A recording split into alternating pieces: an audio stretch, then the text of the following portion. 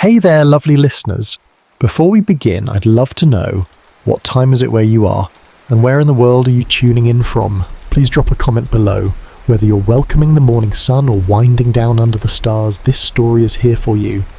And if you haven't yet, subscribe to Insomniac's Law, where love, fate and second chances come to life at any hour.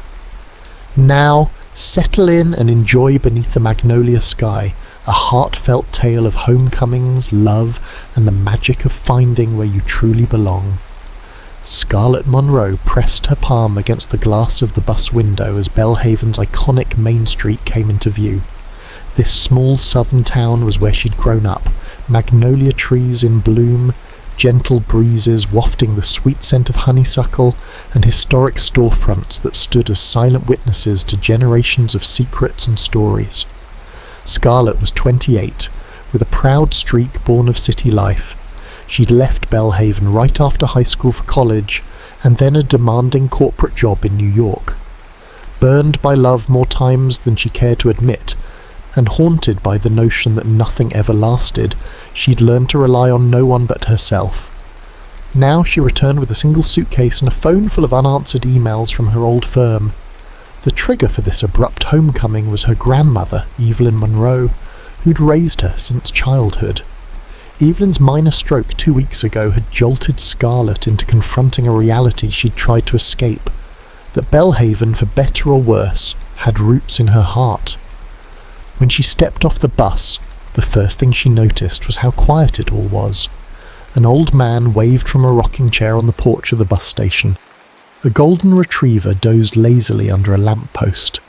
The sky was a deep, cloudless blue, a stark contrast to the steel-grey skyscrapers she'd left behind.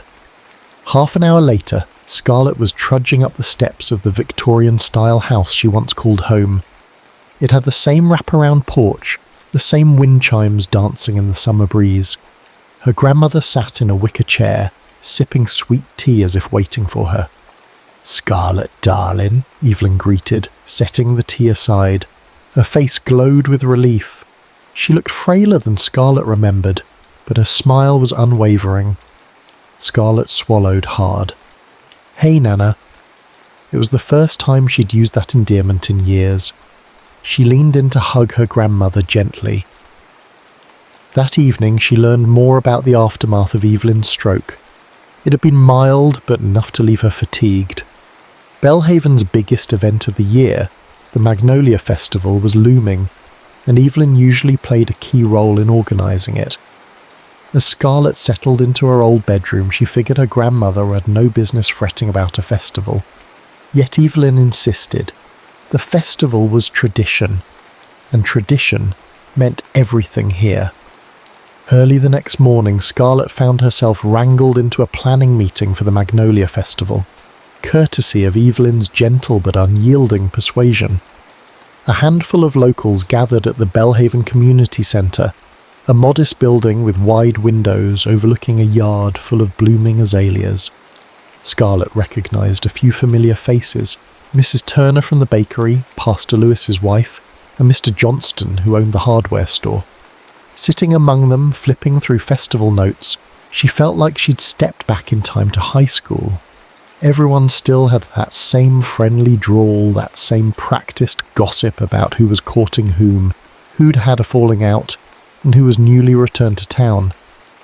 In the middle of it all, she caught sight of a tall, broad-shouldered man leaning against a window frame. James Hunt.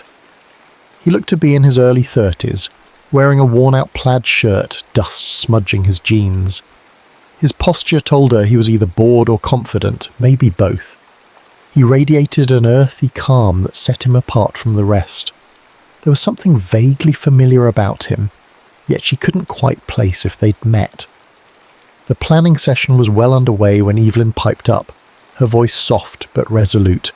"My granddaughter's here to help with the festival, seeing as I'm not quite myself these days."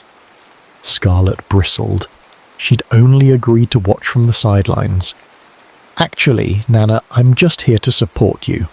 I have no idea how these events run. Maybe we should leave it to the experts." James, from across the room, straightened up. "We'll take all the help we can get." He had a faint southern drawl, and the way he said it suggested he wasn't totally convinced. "We're short on hands this year." Scarlett folded her arms. "Look, my background is in corporate finance, not festival planning." He eyed her with a hint of amusement. "Finance or not, we still have to finish building the floats, set up the town dance, coordinate the vendors. Maybe your fancy spreadsheets can help with that?" Laughter danced around the room, though it wasn't unkind. Scarlett felt the heat rising to her cheeks. "Well, I guess we'll see," she muttered. By the end of the meeting, she knew two things. One, this Magnolia Festival was a massive deal for Belhaven, and two, she and James Hunt got off on the wrong foot. He seemed earnest about preserving the small-town charm, while she privately thought Belhaven was trapped in the past. She had moved on to bigger things. Why couldn't they? Outside the community centre, she caught up with James, feeling compelled to address their tension. "We clearly have different viewpoints," she started, trying for diplomacy. He shrugged, pressing the brim of his hat down against the sunshine. "Maybe we do. That doesn't mean we can't find common ground." Then he paused, as if searching her face for a deeper meaning. "Scarlett Monroe. No. I heard you left for New York a while back. This town can rub people wrong if they aren't used to it." "I grew up here," she reminded him, bristling again. "I didn't just magically appear." "Then you know how folks are." He gave a small shrug and stepped away, leaving her with more questions than answers. Scarlett trudged home, trying to shake off the confrontation, but her grandmother was waiting with a new surprise. "James came by earlier, asked if you'd help restore the old barn on his ranch for the festival dance. I told him yes." Scarlett's jaw dropped. "Nana, I can't." "You can," Evelyn said firmly. "Besides, it'll keep you out of trouble." Trouble indeed. She'd known James Hunt for all of 5 minutes, and he already sparked an odd mixture of curiosity and irritation within her. Yet she couldn't deny the flitting sensation in her chest, the same feeling that once drew her to risk and excitement. Maybe she was bored. Maybe she was lonely. Maybe she just needed a distraction, while she figured out how to handle her grandmother's health and her own future. The next day, she found herself on a gravel driveway leading to a sprawling ranch just outside of town. The fences were painted white. Magnolia trees dotted the landscape, and a wide pasture stretched into the horizon where horses grazed lazily. James was waiting by a red truck, arms folded. "Welcome to Hunt Farm," he greeted. His tone wasn't exactly warm, but it wasn't cold either. "Barn's over that way." She followed him, noticing the stoic set of his jaw. "So, you want to fix this up for a dance?" She gestured at the barn's peeling paint and sagging doors. "Yeah," he said softly. "It was my father's barn. I promised the festival committee we'd revive it for the big night. But time's been short." Scarlett raised an eyebrow. He didn't elaborate, but she sensed there was more to it. Some personal attachment, perhaps. "All right. Where do we start?" They spent the afternoon clearing debris, sweeping the dusty floor, and stacking bales of hay in a makeshift corner. It was surprisingly rewarding work. She forgot the city, the deadlines, the hustle and bustle. For a moment, as sunlight filtered through the slats of the barn walls, she found a quiet sort of joy in manual labour. James noticed her fascination. "Not exactly corporate finance, is it?" She leaned on her broom, smirking. "That's true. But hey, I'm flexible." Despite the teasing, they fell into a rhythm, neither too friendly nor dismissive. She'd scoff, he'd retort, but after an hour or two the tension softened. A sense of shared purpose took over, and though they came from vastly different worlds now, they aligned in the day's task. By sunset, the barn looked marginally improved. James offered her a glass of lemonade, and they stood against a fence to watch the sky turn peach and lavender. Horses ambled in the distance, and a soft wind rustled the magnolia leaves. "It's a good start," he murmured, nodding at the barn. "Thank you, Scarlett." She shrugged, hugging her elbows. "Just trying to do my part, though I'm still not sure why you'd want me of all people to help." He exhaled slowly. "'Cause you're here, and we need all the hands we can get. But also," he paused, searching for the right words, "I have a feeling that maybe you need this place as much as it needs you." Scarlett opened her mouth to protest, but nothing came out. For a fleeting moment, she considered that maybe he was right. Maybe she needed something tangible, some sense of belonging after years of corporate isolation. The breeze picked up, carrying the faint aroma of magnolia blossoms. She glanced at him, feeling a sudden flutter in her chest, as though the evening air was charged with possibility. But she pushed it aside. She didn't believe in second chances, especially not from a place she'd once vowed never to return to. "Anyway," he continued, clearing his throat, "see you tomorrow. We've got more paint and boards to haul." Scarlett simply nodded, turning away before the vulnerability in his voice made her question her own defences. The barn might be salvageable, but her heart, well, that was another story entirely. Scarlett arrived at Hunt Farm just as the sun crested the horizon. She found James already lugging planks of wood from the back of his truck. For a moment, she lingered on the porch, watching the way he moved, unhurried, deliberate, each step revealing a silent strength. They set about replacing rotten boards on the barn's exterior. To Scarlett's surprise, the work went smoothly, punctuated by the occasional playful banter. "You're not half bad with a hammer," James observed, handing her a fresh nail. She gave him a sidelong glance. "Don't sound so surprised. I wasn't always a city girl." They worked until noon, at which point a distant rumble of thunder caught their attention. Dark clouds gathered on the horizon, and the air grew thick with humidity. "Storm's coming," James said quietly, looking at the sky. The wind picked up, and the first fat raindrops smacked the barn's roof. "We should probably," Scarlett began, but before she finished, the sky opened up in a torrent. They scrambled inside, slamming the barn doors. The storm descended in full force, rain hammering the tin roof like wild applause. Lightning flashed through the cracks, momentarily illuminating stacks of hay and old saddles hanging on the walls. Dripping wet, they stood panting. James fumbled for a flashlight and some lanterns, lighting the cavernous space in a warm, flickering glow. "Looks like we're stuck here for a bit," he said, wringing water from his shirt.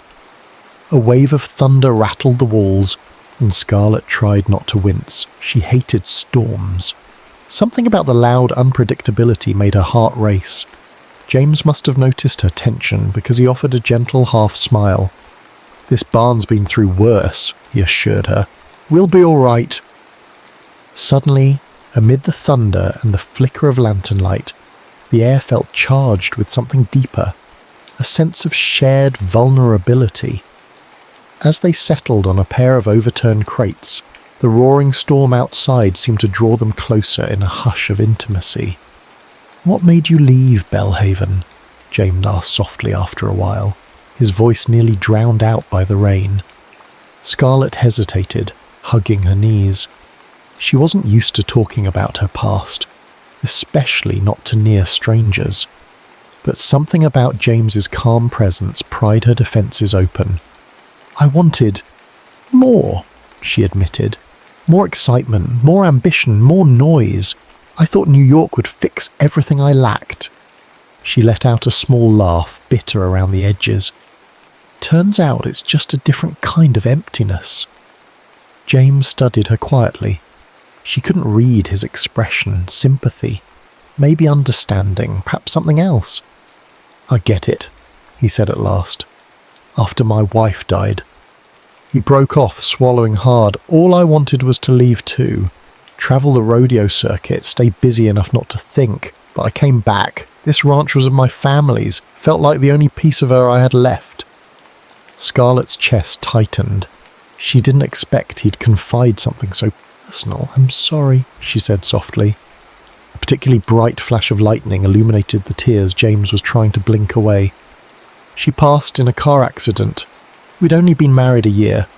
This place, it's been my anchor, for better or worse." Silence fell between them. but it wasn't uncomfortable. It was loaded with shared sorrow, with the weight of secrets usually kept hidden. Scarlett felt her pulse thrum. This was the side of James she hadn't expected, wounded, raw, and very real. The thunder's intensity began to wane, but neither of them moved. In the dim barn light, with rain still pattering on the roof, they found a soft connection. Their gazes flicked across each other's faces, acknowledging an unspoken bond that overshadowed their earlier friction. "I guess we both know what it's like to run," Scarlett ventured. "To think leaving is easier than staying." James nodded, eyes downcast. Sometimes, though, staying is the harder choice, and the right one. I'm still figuring that out." The storm's final gust rattled the barn doors, but the worst had passed. Outside, the rain slowed to a murmur, leaving behind the fresh scent of wet earth. They stood up, brushing off straw and wiping away lingering raindrops, each privately wondering if they had said too much or maybe not enough. When Scarlett returned to her grandmother's house that evening, she found Evelyn dozing on the living room couch, a half-finished knitting project in her lap. Quietly, Scarlett took a blanket and tucked it around her. As she did, she realised with a pang that her grandmother had always been her one true constant. "You're a good girl, Scarlett," Evelyn whispered, stirring slightly.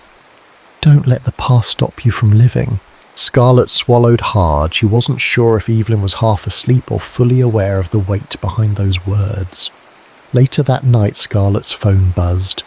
A number from New York. It was her old boss. She ignored it. A minute later, a text appeared. "Call me ASAP, big promotion in the works." She stared at the screen, heart pounding. This was exactly what she'd dreamed of for years, a chance to climb the corporate ladder. Yet it suddenly felt less thrilling.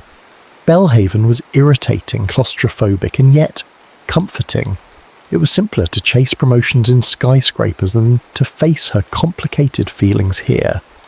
But could she just walk away again? Especially now, when her grandmother needed her, and something intangible with James was beginning to stir. Her mind churned with questions she couldn't answer. Setting the phone face down on her nightstand, she decided she'd figure it out tomorrow. At least that's what she told herself. Meanwhile, at Hunt Farm, James stood by his bedroom window looking out at the drenched fields. The storm had cleared to reveal a moonlit sky, and the air smelled of grass and possibility. He thought of Scarlett's eyes in the lantern light, the quiet anguish in her voice when she spoke about leaving Belhaven.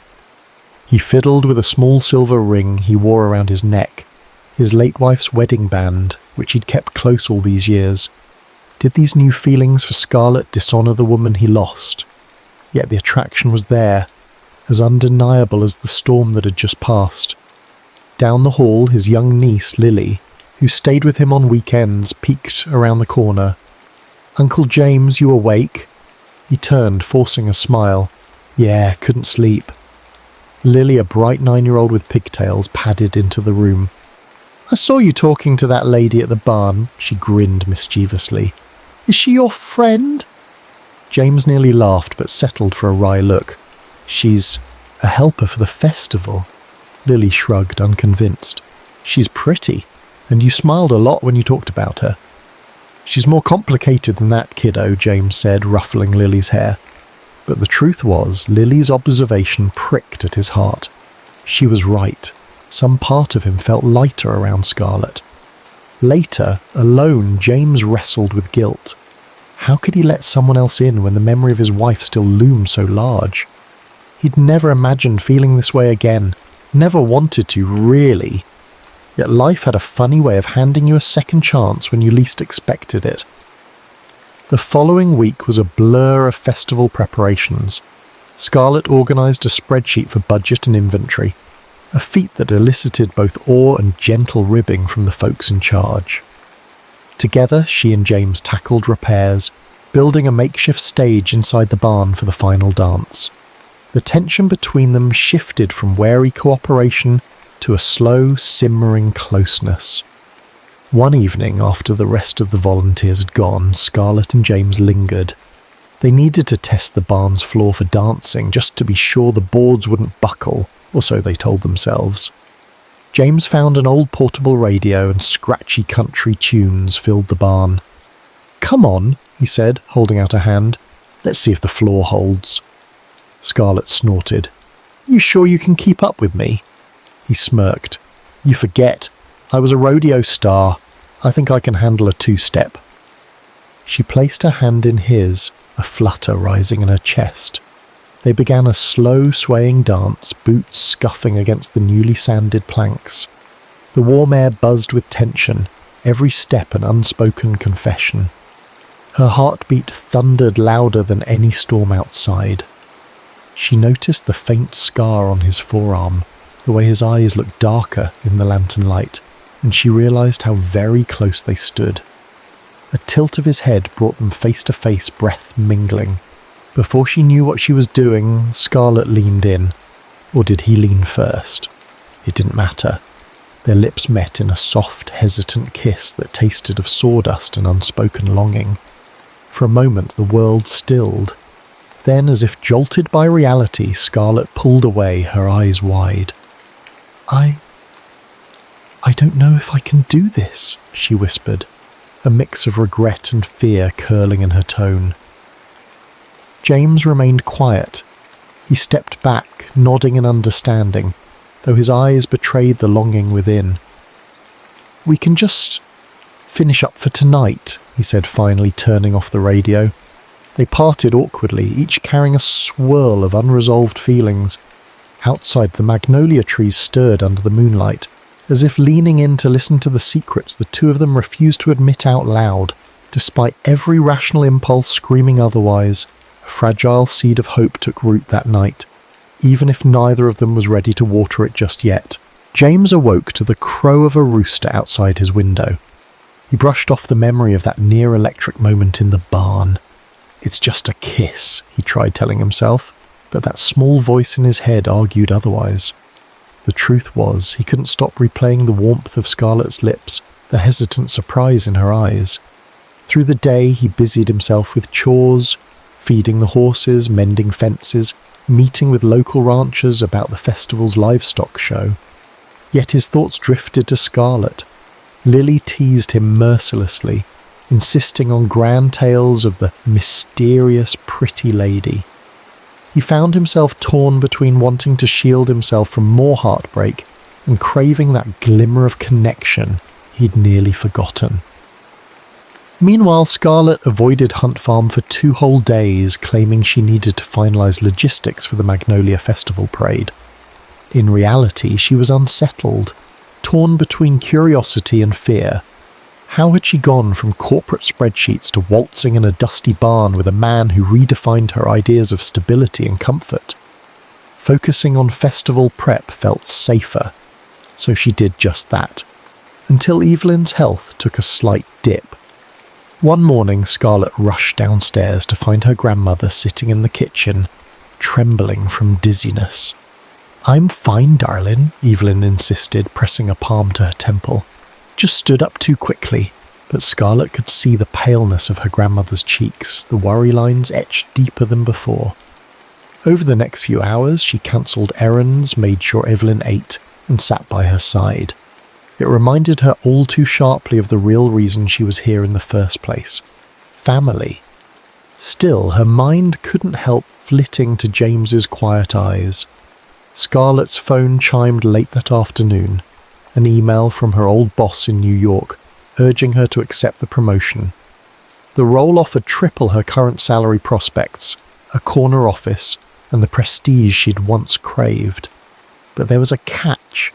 She needed to return to the city in a week if she wanted to finalize the position. She stared at the message, heart pounding in her ears. She could leave Belhaven again.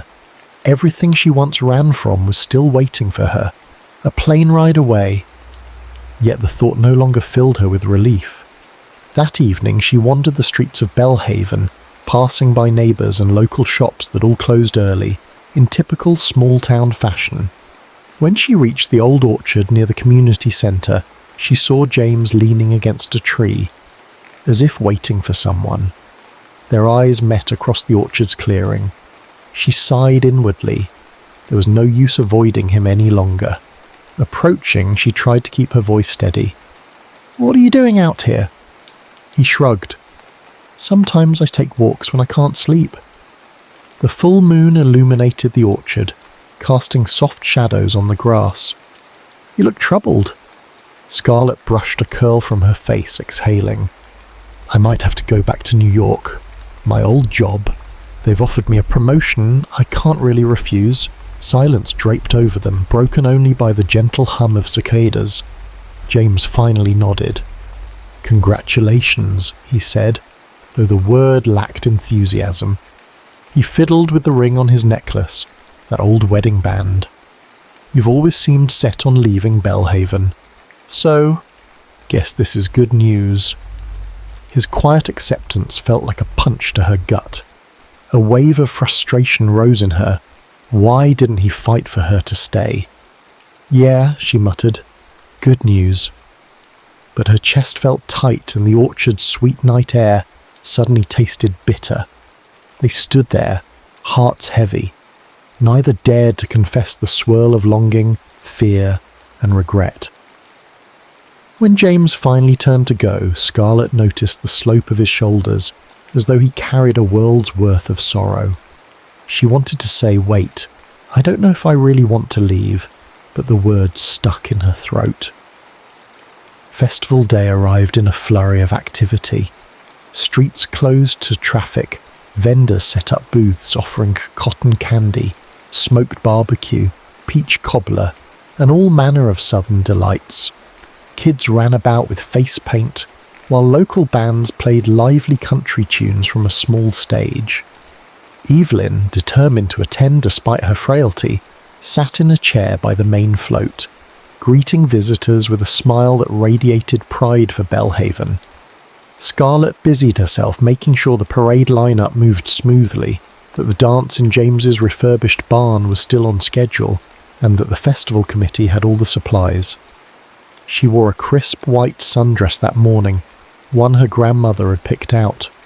Strangers and old friends alike commented on how charming she looked, an echo of a life she never wanted, yet now couldn't completely reject. Throughout the chaos, she kept glancing at James, who was wrangling a group of rowdy teenagers meant to carry the festival banner. He seemed more distant than ever, all business and no small talk. A pang in her heart told her she'd messed up. Maybe they both had. Around midday, Evelyn made a point of insisting Scarlett take a break. "You've done enough, girl," her grandmother admonished. "Go enjoy yourself. You're missing the real reason we do all this." Grumbling good-naturedly, Scarlett slipped away from the parade route, stepping into a nearby square where magnolia trees framed an open space. She found a quiet corner to breathe and gather her thoughts. That's when Mrs. Turner from the bakery approached, carrying a small envelope. "Your grandma wanted me to give this to you," the older woman said gently, her eyes crinkling with kindness. Scarlett took the envelope and opened it to find a handwritten note from Evelyn. "Scarlett, don't run away again. Sometimes home is where you find the people who love you, even with your flaws. That includes you, my dear. This festival was never just about tradition. It's about bringing folks together, giving them a chance to see what really matters. James has lost so much. Don't let him lose you too, not if your heart says stay. Love." Nana tears blurred Scarlett's vision. She pressed a hand to her chest, acutely aware of how this small town had once felt like a cage. Now it felt like a place where she could breathe again, where maybe she could be more than a workaholic avoiding her own pain. With a determined inhale, she scanned the crowd for James. She spotted him near the main stage, guiding Lily away from the tangle of dancers. Summoning her courage, Scarlett marched through the throng. "James!" she called, her voice trembling as much from adrenaline as emotion. He turned, eyes full of questions. She could see the flicker of hope overshadowed by uncertainty. Without waiting for him to speak, she threw her arms around his neck, the envelope still clutched in one fist. Murmurs rose from onlookers, but Scarlett didn't care.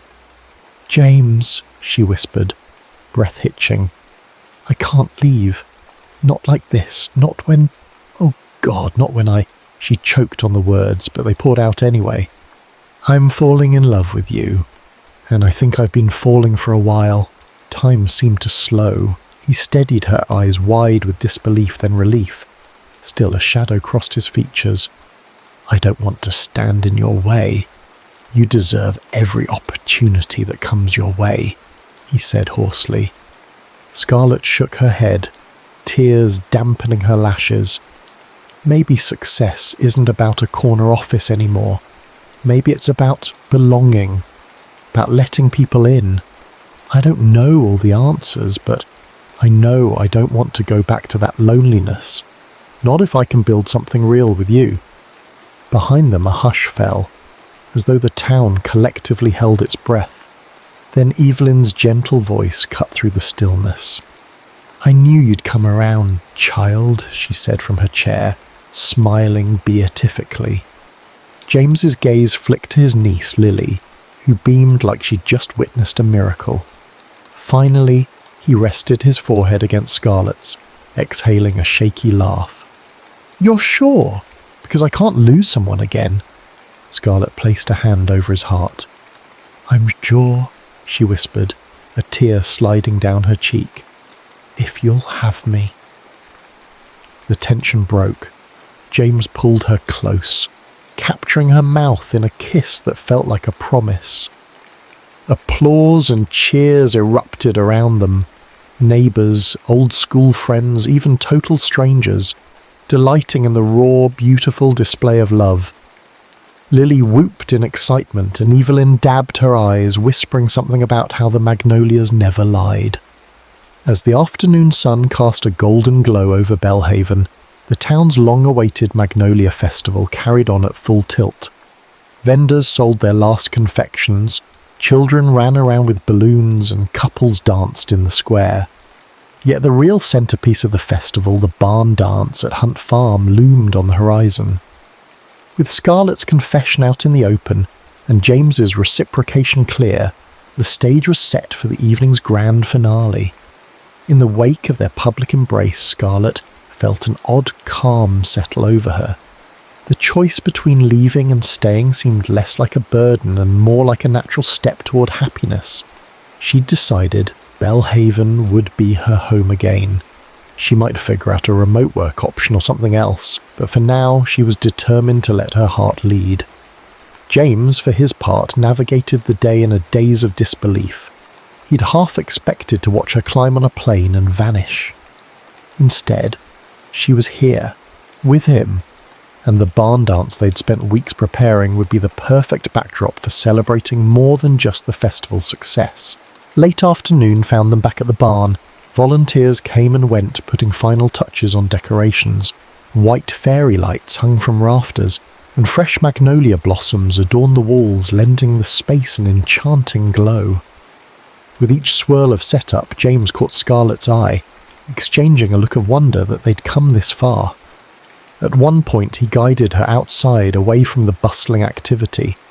They strolled past a small paddock where a few horses lazily flicked their tails. Near an old fence, James paused, searching her gaze. "About us," he began, voice quiet. I'm still scared. I loved my wife deeply. Losing her nearly broke me." Scarlett placed her hand against his cheek, feeling the warmth of his skin. "I'm not here to replace her," she whispered. "I'm here to see if we can create something new, something that honours both our pasts without letting them define us forever."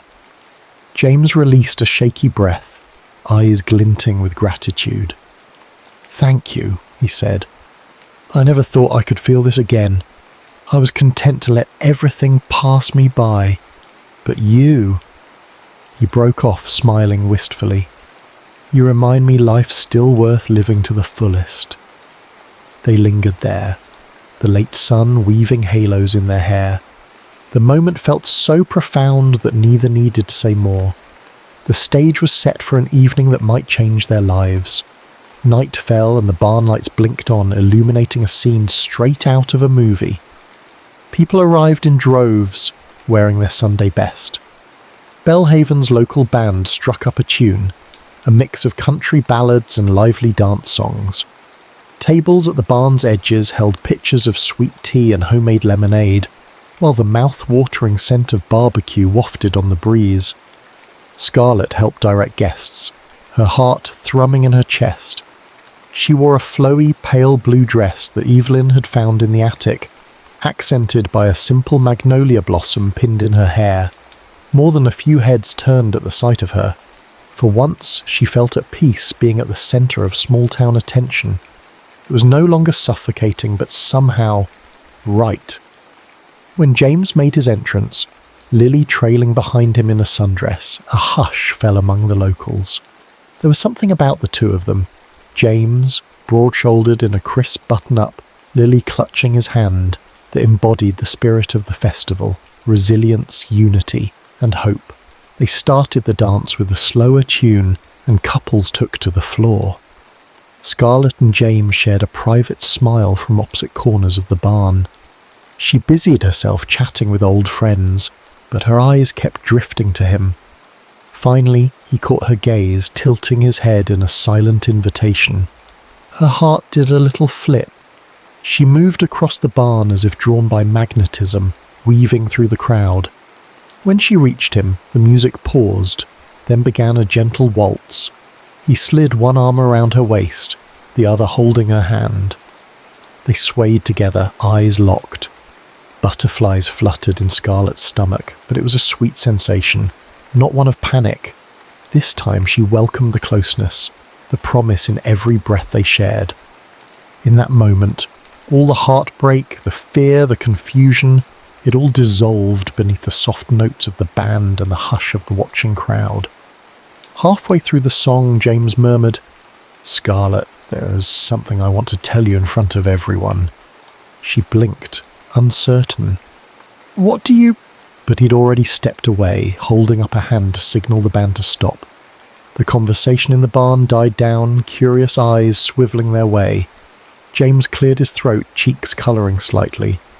"I'm not the best with words," he began, voice resonating in the quiet space. "You'll know me. I keep to myself. I focus on the ranch after my wife died. I never thought I'd—" He paused, swallowing hard. "Never thought I'd find another reason to smile like this." But then Scarlett came back to Belhaven. A ripple of murmurs passed through the crowd, some people nodding, others smiling. Scarlett's cheeks burned, but she felt an overwhelming surge of emotion. James continued, steadying his gaze on her. "She reminded me that it's okay to hope again, that losing someone doesn't mean you stop living. She's taught me that sometimes the scariest thing in life is letting yourself be happy." His lips curved into a gentle smile. "And I just want to say in front of all you wonderful folks, thank you, Scarlett, for giving me a second chance." The crowd erupted in applause, cheers, and a few teary-eyed whoops. Scarlett felt tears prickle at the corners of her eyes. She wanted to say something, anything, in return, but her voice wouldn't come. Instead, she walked forward and wrapped her arms around him, burying her face in his shoulder as the barn roared with approval. When the band struck up the music again, they resumed their dance. Every note, every breath felt like a vow. When the final chord ended, James kissed her in front of everyone. No hesitation this time, just the warmth of promise sealed under the glow of fairy lights. In the distance, a hush descended outside the barn. Fireworks, timed perfectly for the festival's finale, soared into the sky, exploding in bursts of red, gold and blue. The crowd drifted onto the ranch lawn to watch, leaving Scarlett and James alone inside for a moment. Still catching her breath from that public confession, Scarlett laughed, tears of joy still glistening. "That was unexpected." James brushed a thumb across her cheek. "I meant every word." The fireworks illuminated their silhouettes in flashes of colour. Outside, the crowd gasped and cheered at the show. Inside, Scarlett felt as though her entire life had built to this moment of acceptance and love. She clasped James's hand, guiding him toward the barn doors. "Come on," she whispered, smiling through happy tears. "Let's watch the fireworks together." They stepped out under the magnolia trees, heads tilted skyward. The blossoms rustled in the gentle breeze, as though celebrating right alongside them. James slipped an arm around her waist, pulling her close against him. Scarlett felt his heartbeat steady under her palm and realised with a flood of relief that she'd never felt more at home than in this quiet, dazzling piece of Georgia sky. The following days in Belhaven passed in a soft blur of contentment and celebration. With the Magnolia Festival a success, the town slipped back into its slower rhythms, neighbours lingering on porches to gossip, children biking along quiet streets, and the ever-present fragrance of magnolias sweetening the air. Scarlett woke up on the morning after the barn dance with a sense of peaceful finality. She'd spent years chasing after a career that left her lonely, but here in Belhaven she finally felt seen. Evelyn's health was improving, albeit slowly, and her grandmother's beaming smile each time Scarlett crossed the living room was enough to offset the stress of any undone city ambition. James came by that afternoon with Lily in tow. "Uncle James says we're going riding," Lily chirped, bounding up the porch steps. "You should come." Scarlett raised an eyebrow. "Riding? Me?" James shrugged, a hint of playful challenge in his tone. "Figured it might do you good to see more of Belhaven's countryside. Unless you're afraid of horses." She shot him a wry look. "I'm not afraid," she countered, though she wasn't entirely comfortable around animals that large. But Lily's excitement was contagious, and she found herself agreeing to go. They drove to a stretch of pasture near the far end of James's ranch. The sun was warm, but a gentle breeze made it pleasant. James helped Scarlett onto a gentle mare named Petunia, while Lily rode confidently on a smaller pony. He himself mounted a sturdy stallion named Ranger. They set off at a slow trot, Lily giggling every time her pony bounced along the path. Scarlett marvelled at the wide-open sky above them, a deep cerulean that reminded her of the serenity she'd been craving. The gentle clip-clop of hooves seemed to lull her worries into a near trance. Eventually, they came upon a secluded pond, its surface gleaming like liquid sapphire. A cluster of magnolia trees ringed the area, some blossoms drifting on the water's edge. James guided them to a shady spot beneath a weeping willow, and they dismounted for a break. Lily ran off to collect wildflowers, leaving James and Scarlett momentarily alone. He spread a small blanket on the grass, producing a thermos of sweet tea. "Can't have a southern excursion without sweet tea," he teased, handing her a cup. She accepted it with a smile, taking in the sun-dappled water. "This place is beautiful. How did I not know about it?" James shrugged. "Because you never stayed long enough to explore. Belhaven's bigger than you think if you know where to look." Silence curled between them, a comfortable hush. They sipped their tea, shoulders occasionally brushing. Then Scarlett cleared her throat, a hint of seriousness colouring her voice. "I told my boss in New York that I'm not coming back." James's eyes flicked to hers. "Really?" She nodded, surprising herself with how steady she felt. "I'm going to stay. I'm not sure what I'll do yet, but I'll figure something out. Maybe a small consultancy for local businesses or something to blend my city experience with this lifestyle. Either way, I want to be here, with Nana, with the community, and with you if that's something you still want." A breath of relief passed his lips, and he reached out to gently cradle her hand in his. "I want that more than you know," he murmured. "I know it won't always be easy. I'm not perfect, and I have my share of baggage. But if you're willing to give us a shot, I'll give it everything I've got." She squeezed his hand in return, feeling tears threaten. "I'm done running," she whispered, voice catching. "For once, I want to stay and see what grows." Lily reappeared just then, arms full of wildflowers. She plopped them in Scarlett's lap, oblivious to the emotional current swirling in the air. "Here! These are for you! Maybe you can put them in a vase back home?" Scarlett laughed through misty eyes. "Thank you, Lily. They're beautiful." James ruffled his niece's hair, smiling contentedly. "Let's head back before it gets too hot, yeah?" Together they rode back toward the ranch, the day's warmth wrapping them in a cocoon of promise. For the first time in her life, Scarlett felt certain she was heading in the right direction, no matter how unfamiliar the road.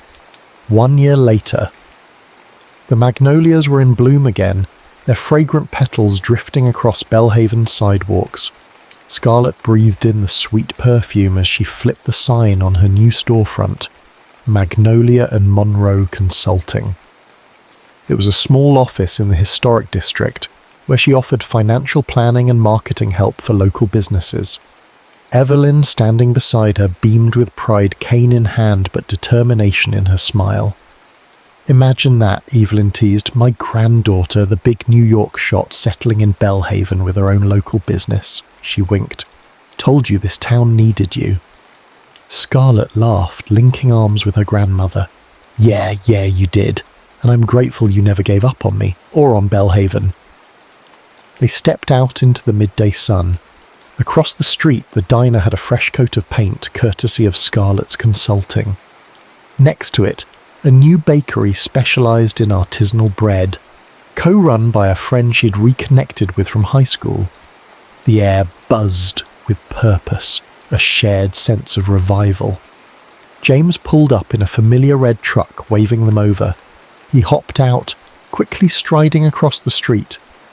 His attire was still the same, worn jeans, boots, and a flannel shirt, but Scarlett could see how the tight lines of grief he once carried had softened around his eyes. He leaned in to peck her on the cheek. Evelyn greeted him with a mischievous grin. "Don't you two have a date with some dancing under the magnolia trees or something?" Evelyn teased, letting go of Scarlett's arm. "I can see myself home. Go on." Scarlett blushed, but James chuckled. "Something like that." He intertwined his fingers with Scarlett's, a gesture that felt both casual and intimate. "The barn's all set up. We're hosting a small celebration. Call it a mini magnolia festival in the off-season."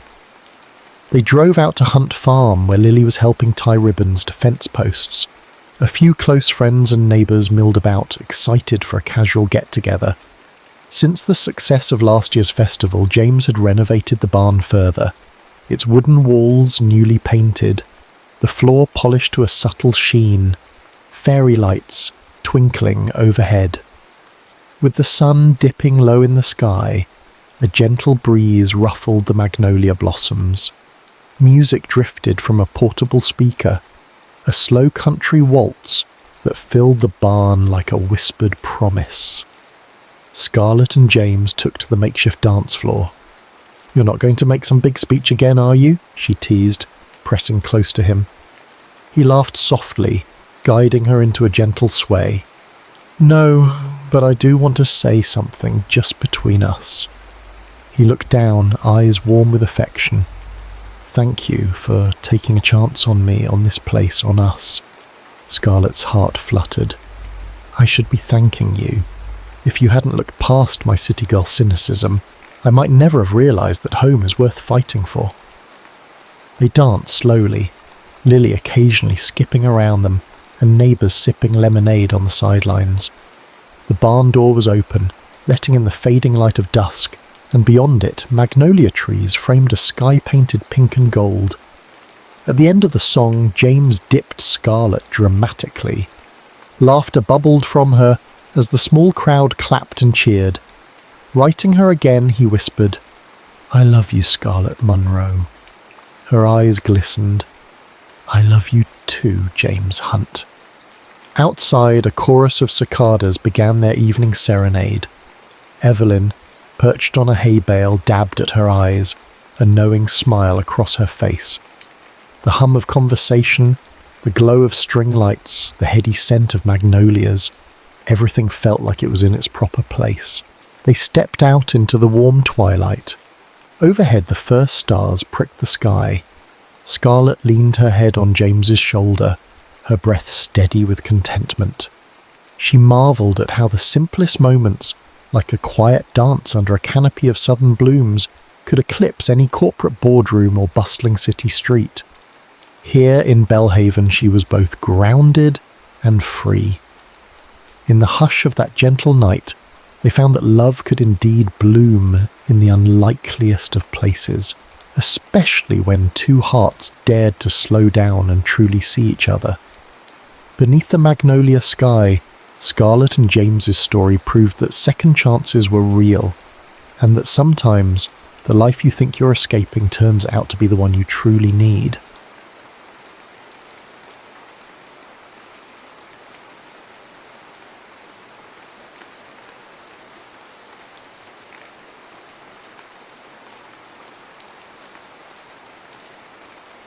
The alarm sounded at 3:15 a.m. on an early June morning in 1953, though Richard Dunbar was already awake.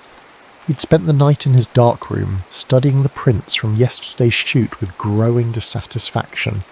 Each image was technically perfect, his work always was, but something essential remained stubbornly absent.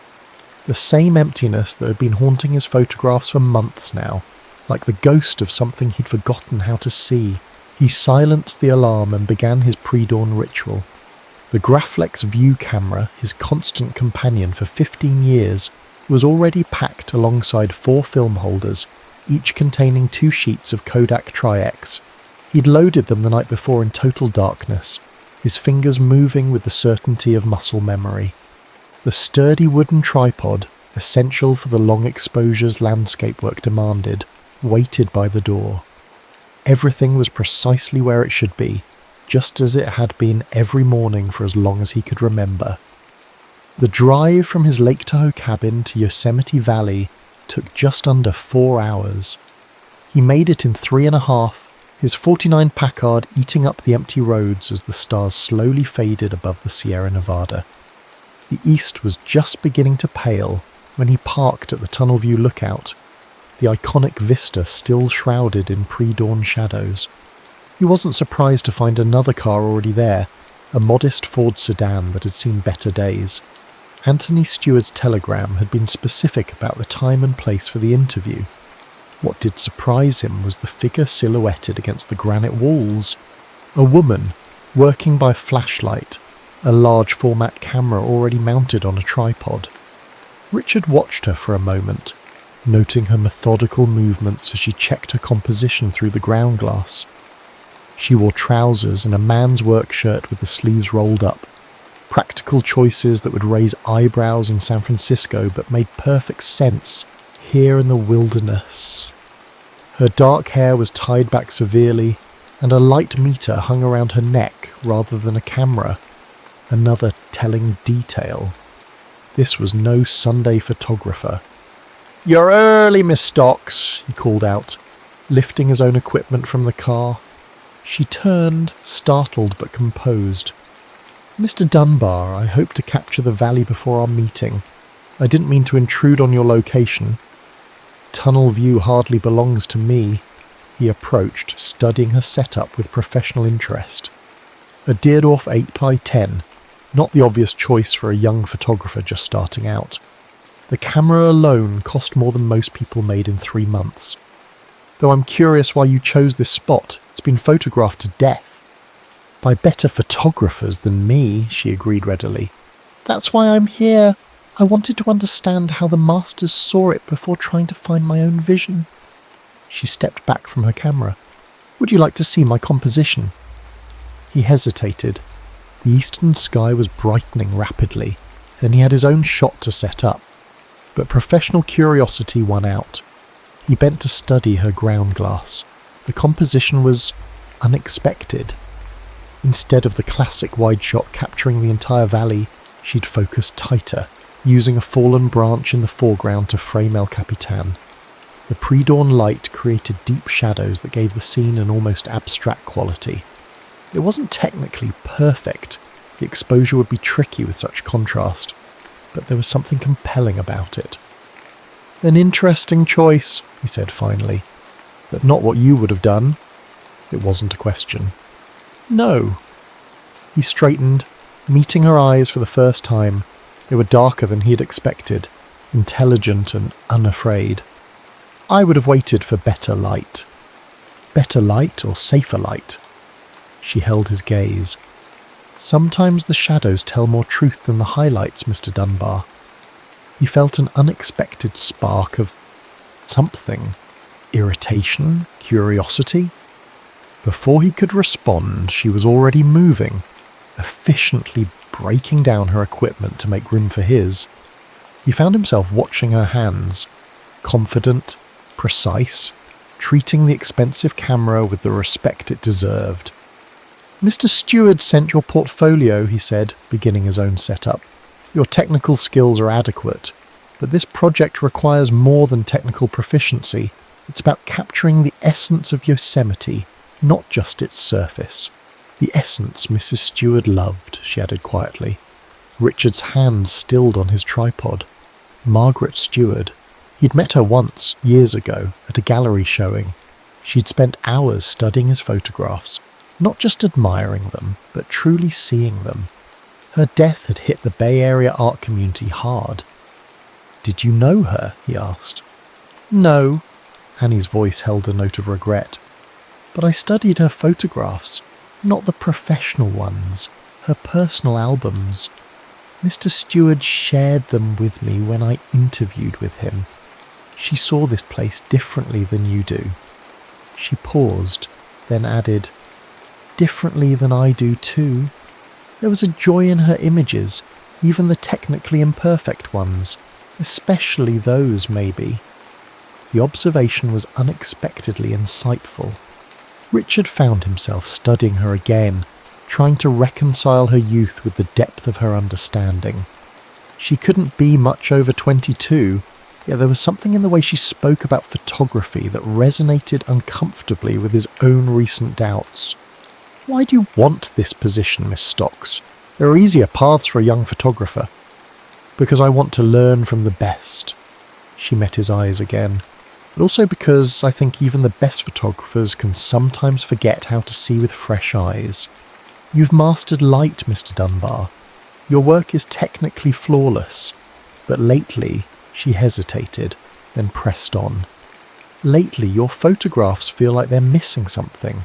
Like you're so focused on controlling every element that you've forgotten how to let the heart of a place surprise you." The words hit him like a physical blow. They were too close to his own midnight doubts, the ones that kept him awake studying prints that grew more perfect and more empty with each passing month. "That's a dangerous observation to make in a job interview, Miss Stocks." "I'm not here for a safe job, Mr. Dunbar.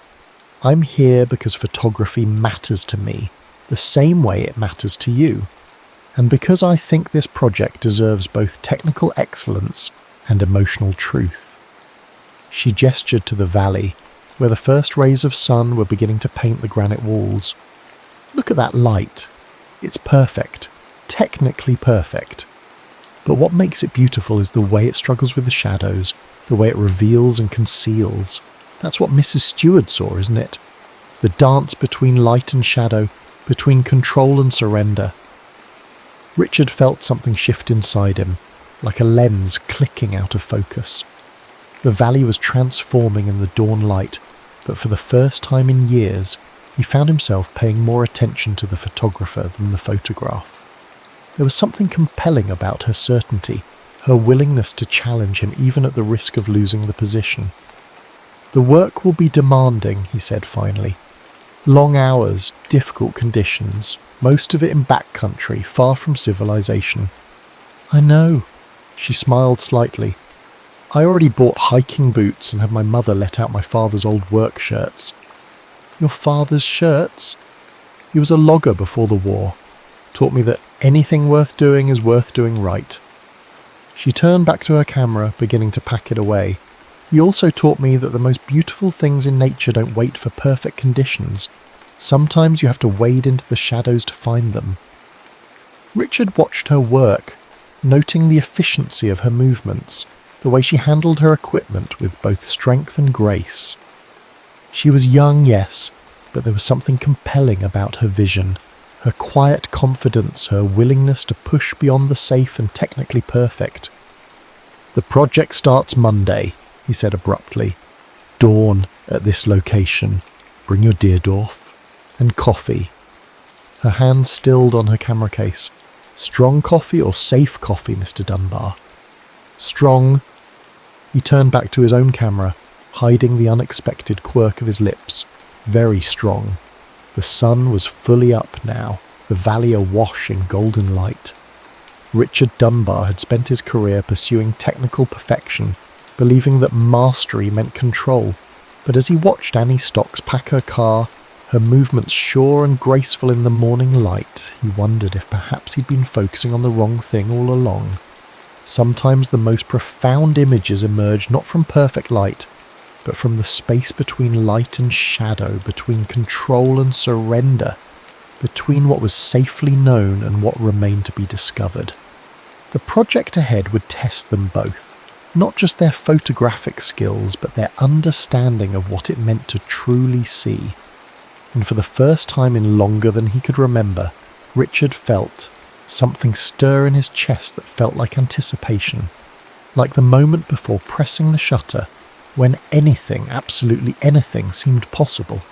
Their first month in the field tested them both. Richard insisted on starting in the backcountry, away from the tourist-crowded valley. Mrs. Stewart loved the hidden places, he explained, studying their topographical maps by lantern light. The spots most people never see. Annie traced their planned route with her finger. 3 weeks without resupply, that's ambitious. Having second thoughts? No, she met his eyes across the map. Just calculating how much film we can reasonably carry. He found himself studying her in the flickering light. She'd already proven herself more capable than he'd expected. Her technical skills were solid, but more importantly, she approached each challenge with quiet determination. When their first campsite flooded in an unexpected storm, she'd helped him move their equipment to higher ground without complaint, working through the night to keep their film dry. "We'll each take 6 film holders," he decided. 12 shots per day maximum. That's not much for what we're trying to capture. It'll force us to be deliberate. Every exposure has to matter. She nodded, understanding. In the warm glow of the lantern, her face held a softness he hadn't noticed before. Like Mrs. Stewart's personal albums, some of her best shots were the ones she waited days to take. Richard looked away, uncomfortable with how often he found himself watching her. She had a habit of making observations that cut too close to the truth. The backcountry changed them both. Days began before dawn and ended long after sunset. They developed a rhythm, working in companionable silence as they scouted locations, set up shots, packed and unpacked their heavy equipment. Richard found himself increasingly relying on her eye for composition, though he was reluctant to admit it. One evening, as they waited for the light to shift over a high alpine lake, Annie surprised him by asking about his early work. "I've seen your prints from the 30s, she said, adjusting her tripod. "They're different from what you do now. Less technically accomplished. More alive," she glanced at him. "What changed?" Richard stared at the lake, remembering. "I had a shot published in Life magazine, 1939. A sunset over the Grand Canyon. Beautiful light, perfect composition. The kind of photograph that makes a career," and he paused. 2 weeks later, I got a letter from a reader. She said she could feel the wind in that image, taste the desert air. Said it made her cry. That's remarkable. It terrified me. The admission surprised him, but in the gathering dusk it felt safe to speak truth. The idea that something I created could affect someone that deeply. I started focusing on technical perfection instead. You can't be hurt by something if you keep it at arm's length. Annie was quiet for a long moment. That's a lonely way to live. Photography is lonely work. Doesn't have to be. She turned to face him fully. Look at what we've captured this past month. Your technical precision, my instinct for emotional resonance. Together we're creating something neither of us could achieve alone." She was right, though he wasn't ready to acknowledge it.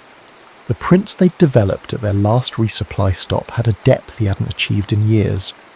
There was something about the way she pushed him to see differently, to wait an extra moment before pressing the shutter, to consider not just the light but the feeling of a place. "The light's changing," he said, instead of answering. But as they worked to capture the sunset, he found himself hyper-aware of her presence beside him, of the graceful efficiency of her movements, of how her quiet passion for photography matched his own. The storm caught them 3 days' hike from civilization. They'd been tracking a particular quality of light through the high country, following Mrs. Steward's journals.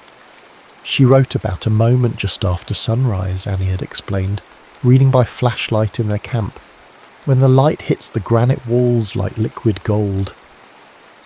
Now, huddled in a shallow cave as lightning split the sky, that golden light seemed impossibly distant.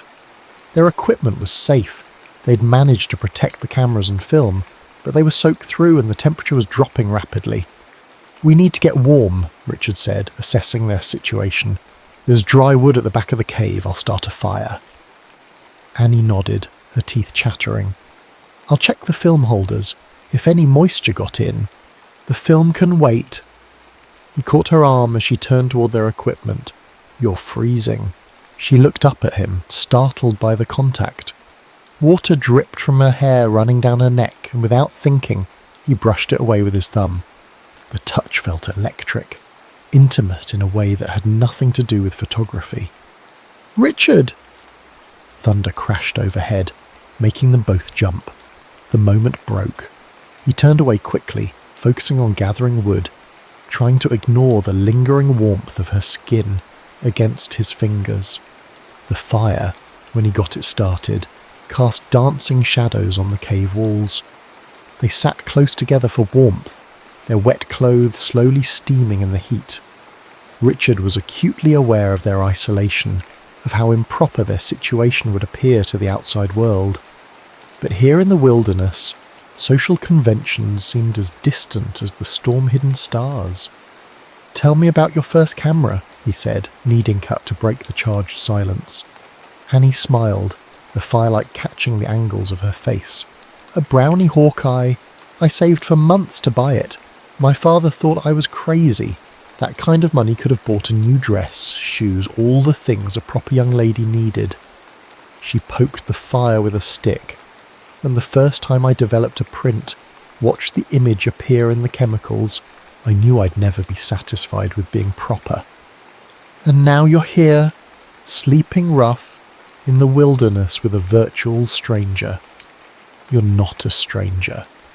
She looked at him then, her eyes reflecting the flames. "Not anymore." He forced himself to look away. "Get some rest. We'll need to move at first light, try to make up lost time." But sleep proved elusive. As the storm raged outside, Richard found himself remembering the feel of her skin under his fingers, the way she'd looked at him in the firelight. It was dangerous territory.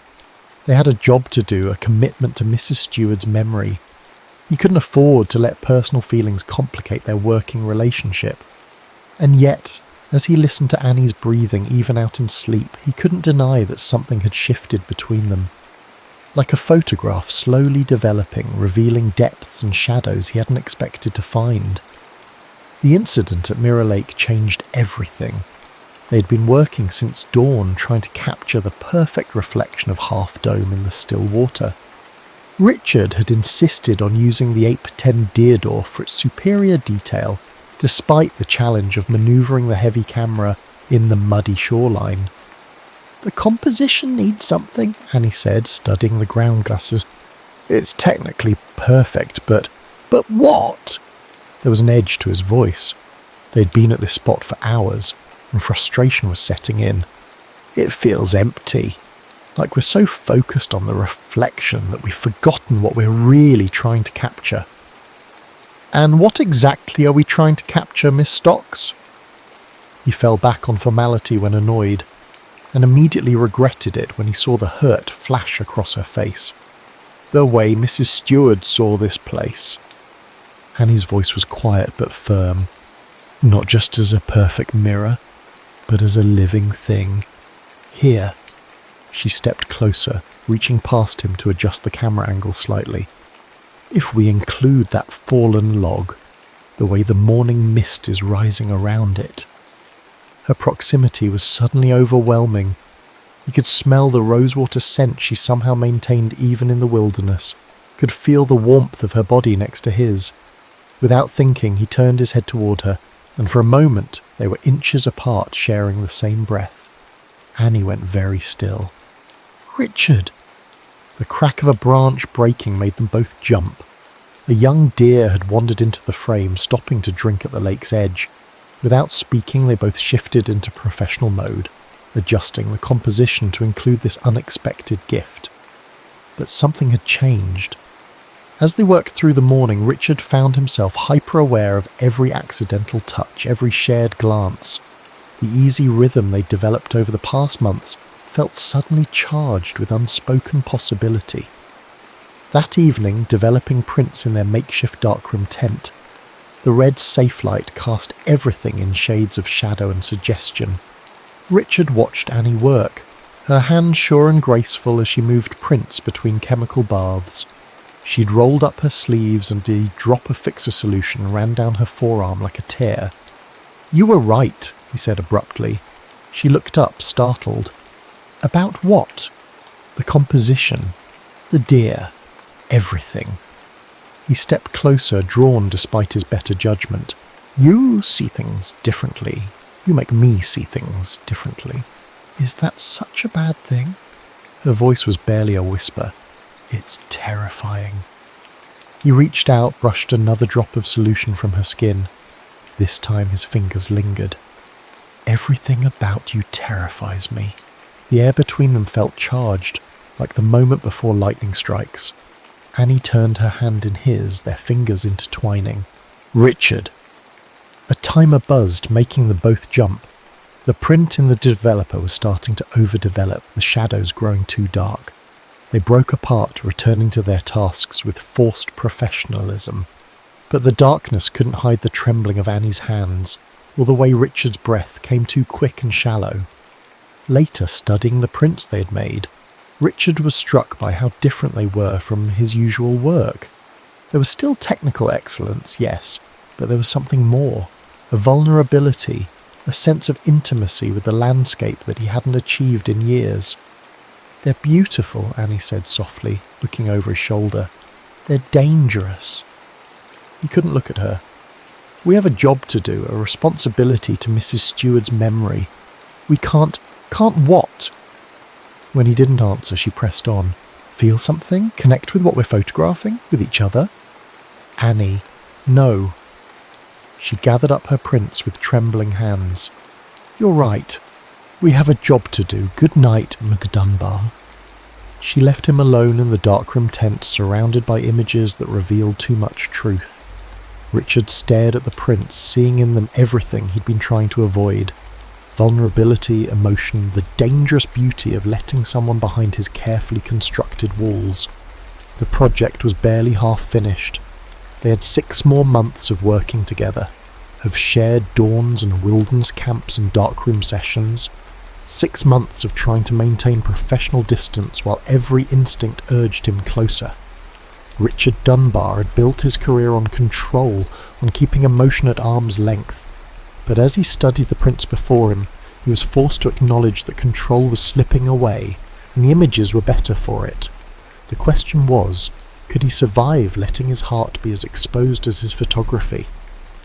October came to Yosemite in a blaze of colour. The valley maples turned fierce gold, aspens shimmered silver yellow against granite walls, and the late afternoon light took on an almost ethereal quality. It was the kind of light photographers dreamed about, the kind Margaret Stewart had written about in her journals. They'd returned to Richard's cabin near Lake Tahoe to develop the autumn series. The project was nearly complete, just a few months left to capture winter's transformation of the park.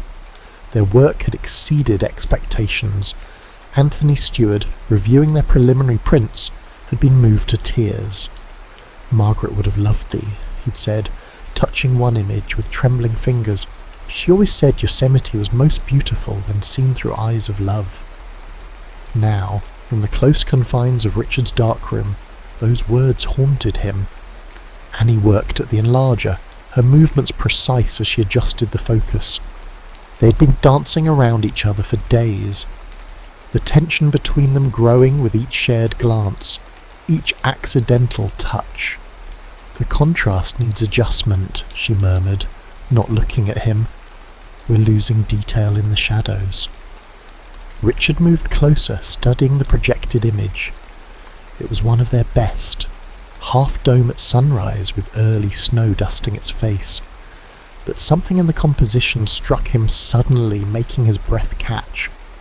"This isn't my shot," he said slowly. Annie's hand stilled on the enlarger. "No. When did you—" "That morning after the storm, when you were breaking camp. The light was—" She trailed off, then squared her shoulders. "I know we agreed to focus on your compositions, but something about the way the shadows played across the snow? It's extraordinary." The admission came unbidden. The image captured everything they'd been trying to achieve. Technical excellence married to raw emotional power. "Why didn't you show me sooner?" She finally looked at him, her eyes dark in the safe light's glow. "Because I saw how you looked at me when I took it. Like I'd crossed a line. Like I'd stopped being your assistant and become—" She swallowed hard. "Something else." The darkroom suddenly felt too small, too intimate. Richard could hear his heart pounding in the silence. "You've never been just my assistant." "Then what am I, Richard?" Her voice was barely a whisper. "What are we doing here?" He reached for her before he could stop himself, his fingers brushing her cheek. She leaned into the touch, and something inside him broke. The kiss was inevitable, months of tension finally spilling over. She tasted like coffee and darkroom chemicals, her hands clutching his shirt as he backed her against the enlarger. The safe light cast everything in shades of blood and shadow, turning the moment surreal. "Richard," she gasped against his mouth. "Please." The timer buzzed, harsh and insistent. They jumped apart. The print in the developer was ruined, the image degraded beyond salvation. Reality crashed back like a bucket of cold fixer. Richard stepped away, horror rising in his throat. What had he done? They had a contract, obligations. This project wasn't about them. It was about Margaret's memory, about creating something raw and true. "We can't," he said roughly. "This isn't... We have to stay professional." "Professional," Annie's voice cracked. "Is that what you call what's been growing between us? Just professional collaboration?" "The project! To hell with the project!" She grabbed one of their prints, thrust it at him. "Look at this. Really look at it. Everything that makes these images powerful is because of what's happening between us. The tension, the emotion, the way we see differently together than apart. That's exactly why it has to stop." He forced himself to meet her eyes. "We're losing objectivity, the work. The work is better because of it. Why can't you see that? Why are you so afraid of letting someone in?" "Because I can't lose control," the words echoed in the small space. "Not of the work. Not of myself. Not with you." Annie went very still. When she spoke, her voice was cold. "Control? Is that what you think love is about?" The word love hit him like a physical blow. He turned away, unable to bear the hurt in her eyes. "I see." She began gathering her things with trembling hands. "Well, don't worry, Mr. Dunbar. Your precious control is safe. I quit." "Annie, no." She yanked her coat from its hook. "You want technical perfection? Fine, but remember what Anthony said about Margaret's vision. She saw Yosemite through eyes of love. All you see is light and shadow, and you're too afraid to admit there might be something more." She slammed out of the dark room, leaving him alone in the red-tinged darkness. Through the wall, he heard her gathering her things from the cabin's main room. The front door opened, then closed. A car engine started, faded into distance. Richard sank onto his stool, surrounded by their prints. In the safe light, every image seemed to mock him. Here was the alpine lake where they'd first talked about fear and art, the meadow where she'd taught him to wait for emotion before pressing the shutter, the storm-swept granite where she'd fallen asleep beside him, trusting him completely. And there, newly developed, her shot of half-dome. It was the kind of photograph he'd spent his career trying to create, technically perfect yet emotionally raw, the kind of image that could make a stranger cry, the kind of art that only came from letting go. Outside, snow began to fall, tiny flakes caught in the porch light. Winter was coming to the Sierras. The project's final season stretched ahead, impossible now without her. Richard stared at her ruined print in the developer, watching the image fade to black, and realised that in trying to maintain control, he had lost the only thing that truly mattered. The timer buzzed again, insistent in the darkness, but Richard didn't move to silence it. He sat in his perfectly controlled darkroom, surrounded by images of a love he'd been too afraid to grasp, and finally understood what Margaret Stewart had known all along. Some things were beautiful precisely because they couldn't be controlled, and sometimes the most perfect moments came not from technical precision, but from letting your heart be as exposed as your film. Snow fell for 3 days after Annie left.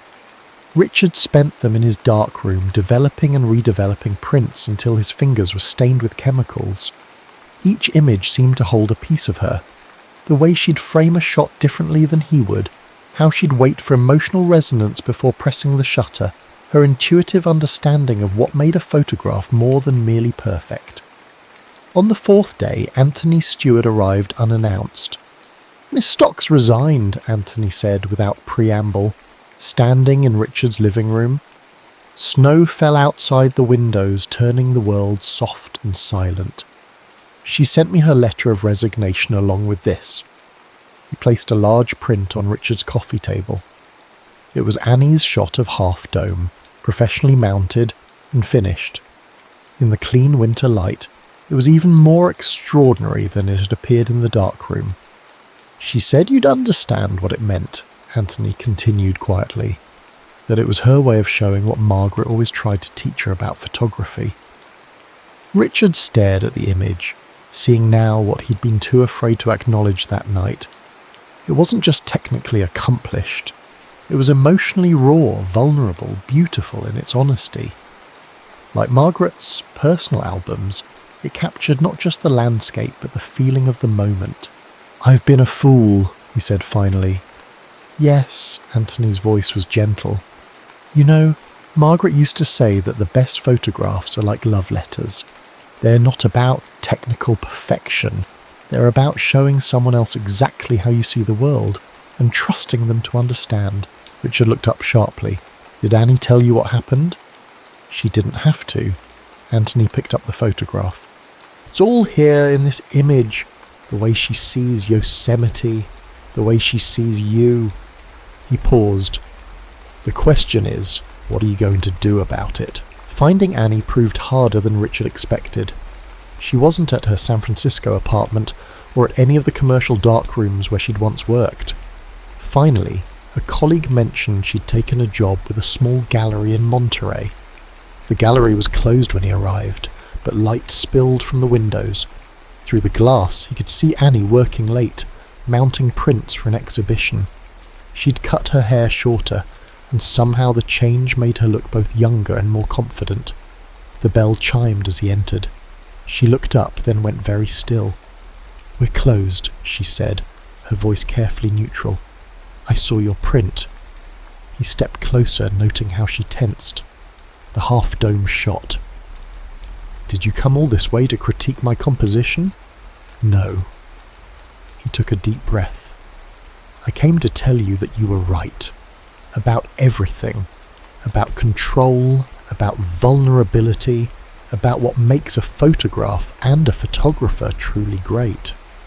She set down her mounting tools but didn't speak. I've spent my whole career hiding behind technical perfection, he continued, believing that if I could control every element, I could avoid the messiness of real emotion. But looking at our work together, looking at your work, I finally understand what I've been missing. And what's that? Her voice was barely a whisper. Heart. He reached into his camera bag, withdrew a stack of prints. These are all the shots we took together. I've been studying them, really studying them, and I can see it now.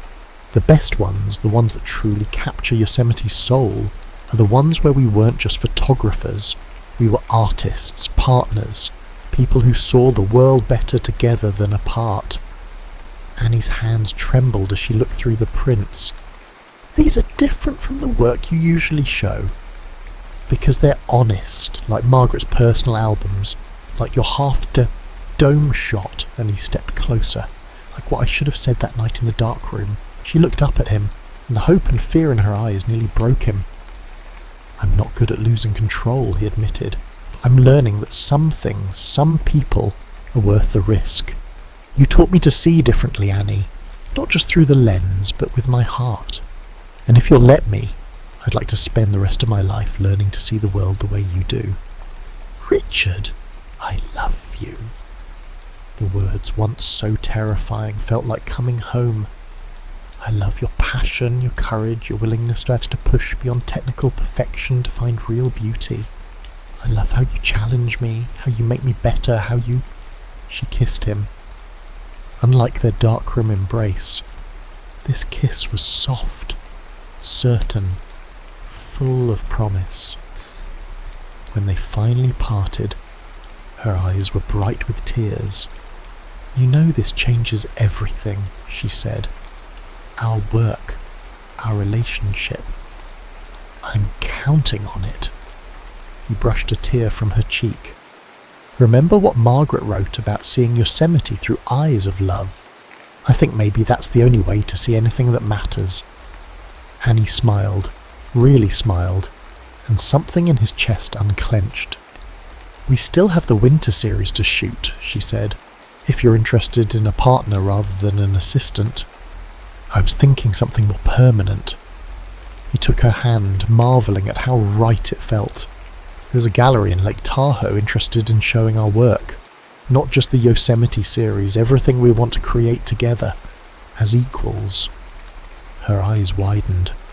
The Morrison Gallery. But they never show landscape work. They do now. Apparently our style is uniquely emotional while maintaining technical excellence. He grinned. Their words, not mine. Our style, she repeated softly. I like the sound of that. Outside, fog rolled in from the bay, softening the harsh edges of the world. Through the gallery windows, Richard could see their reflection. Not two separate people anymore, but a single image, perfectly composed. So, he said, partners? Annie reached up, straightened his ever-present tie with familiar hands. In photography and life? Everything. She smiled, and it was like watching the sun break through storm clouds. Then I suppose we should get back to Yosemite. Winter light waits for no one, Mr. Dunbar. Just Richard, he corrected, pulling her close. After all, perfect formality is overrated. Her laughter, warm and real, was better than any photograph he'd ever taken. And as they began planning their return to Yosemite, this time as true partners, Richard finally understood what Margaret Stewart had been trying to teach them all along. The most beautiful images, like the most beautiful moments in life, came not from controlling every detail, but from having the courage to let love change how you see the world. Winter in Yosemite, 1954. The pre-dawn air bit cold and sharp as Richard and Annie made their way up to Glacier Point. It was their last shoot for the project, over a year after their first meeting at the Tunnel View. Fresh snow blanketed the valley, transforming the familiar landscape into something new and pristine. Careful with the tripod, Annie called, her breath visible in the darkness. Ice under that snow.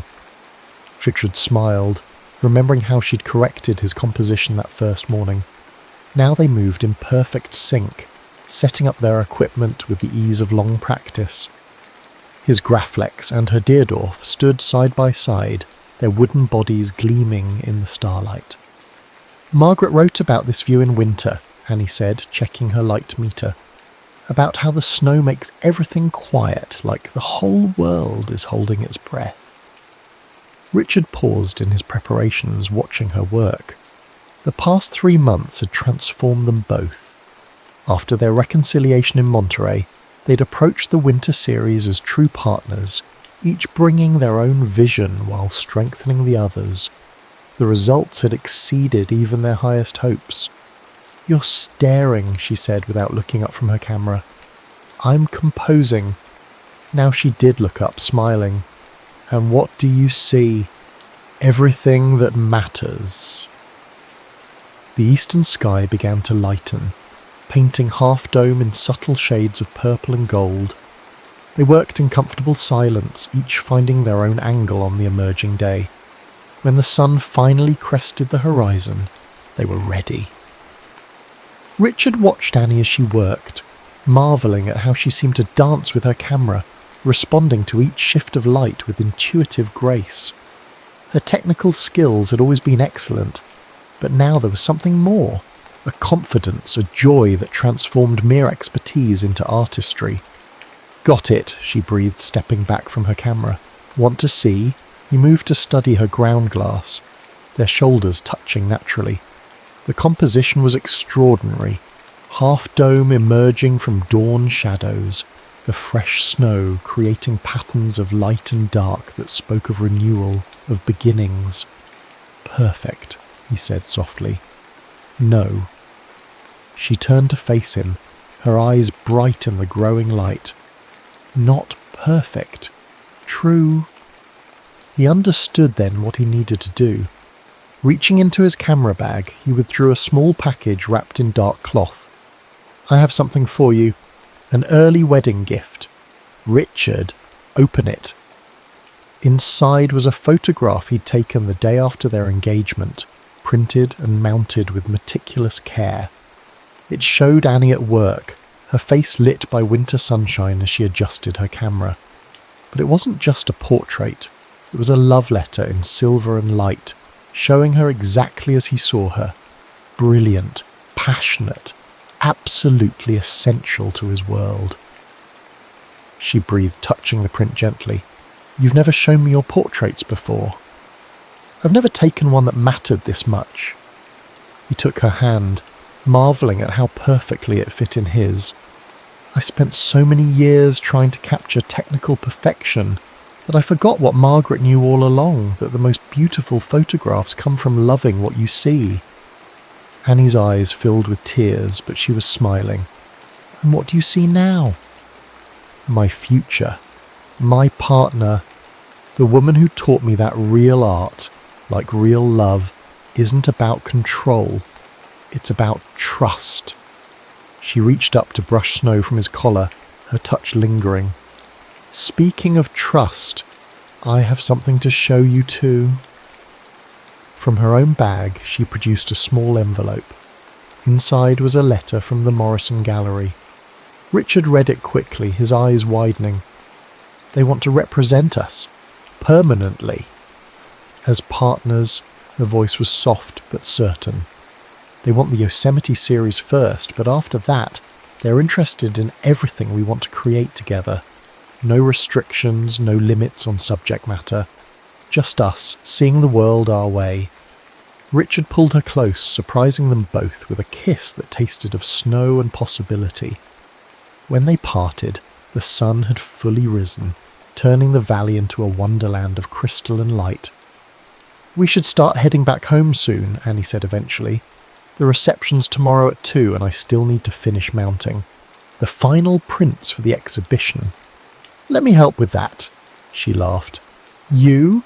The man who once spent 3 hours adjusting a single print's contrast?" "I've learned a few things about letting go of perfection." He began packing up their equipment, movements sure despite the cold. Besides, I have a vested interest in making sure my wife's exhibition opening is everything she deserves. Our exhibition, she corrected gently. Everything we create now, we create together. The following afternoon, as their friends and colleagues gathered at the Morrison Gallery, Richard stood with Annie before the centrepiece of their exhibition. It was a diptych, his view and hers of the same Yosemite dawn, mounted side by side. Different perspectives combining to create something greater than either could achieve alone. Anthony Stewart studied the images with tears in his eyes. Margaret would have loved these, he said. She always said that the best photographs, like the best marriages, come from two people seeing the same thing differently, but loving it equally. Richard squeezed Annie's hand, feeling the simple gold band that now matched his own. Next month they would return to Yosemite for a new project, their first as husband and wife. But for now, surrounded by their work and their loved ones, they simply stood together, watching as others discovered what they had learned. That sometimes the most perfect moments are the ones you never planned, and the most beautiful photographs are the ones taken not with technical precision, but with an open heart. Through the gallery windows, snow began to fall again, soft and clean as a new paper in a developer tray. Richard thought about all the photographs yet to be taken, all the moments yet to be shared. He and Annie had a lifetime ahead of them to capture not just images, but feelings, memories, the quiet miracle of two artists becoming one without losing their individual vision. "Ready for our next adventure?" Annie asked softly. Richard looked at his wife, his partner, his muse, and smiled. "With you, always." The snow fell harder now, transforming the Lake Tahoe street into something magical and new. Inside the warmth of the gallery, surrounded by the images they'd created together, Richard and Annie Dunbar stood hand in hand, ready to begin their greatest collaboration yet, a life viewed through the lens of love, the end.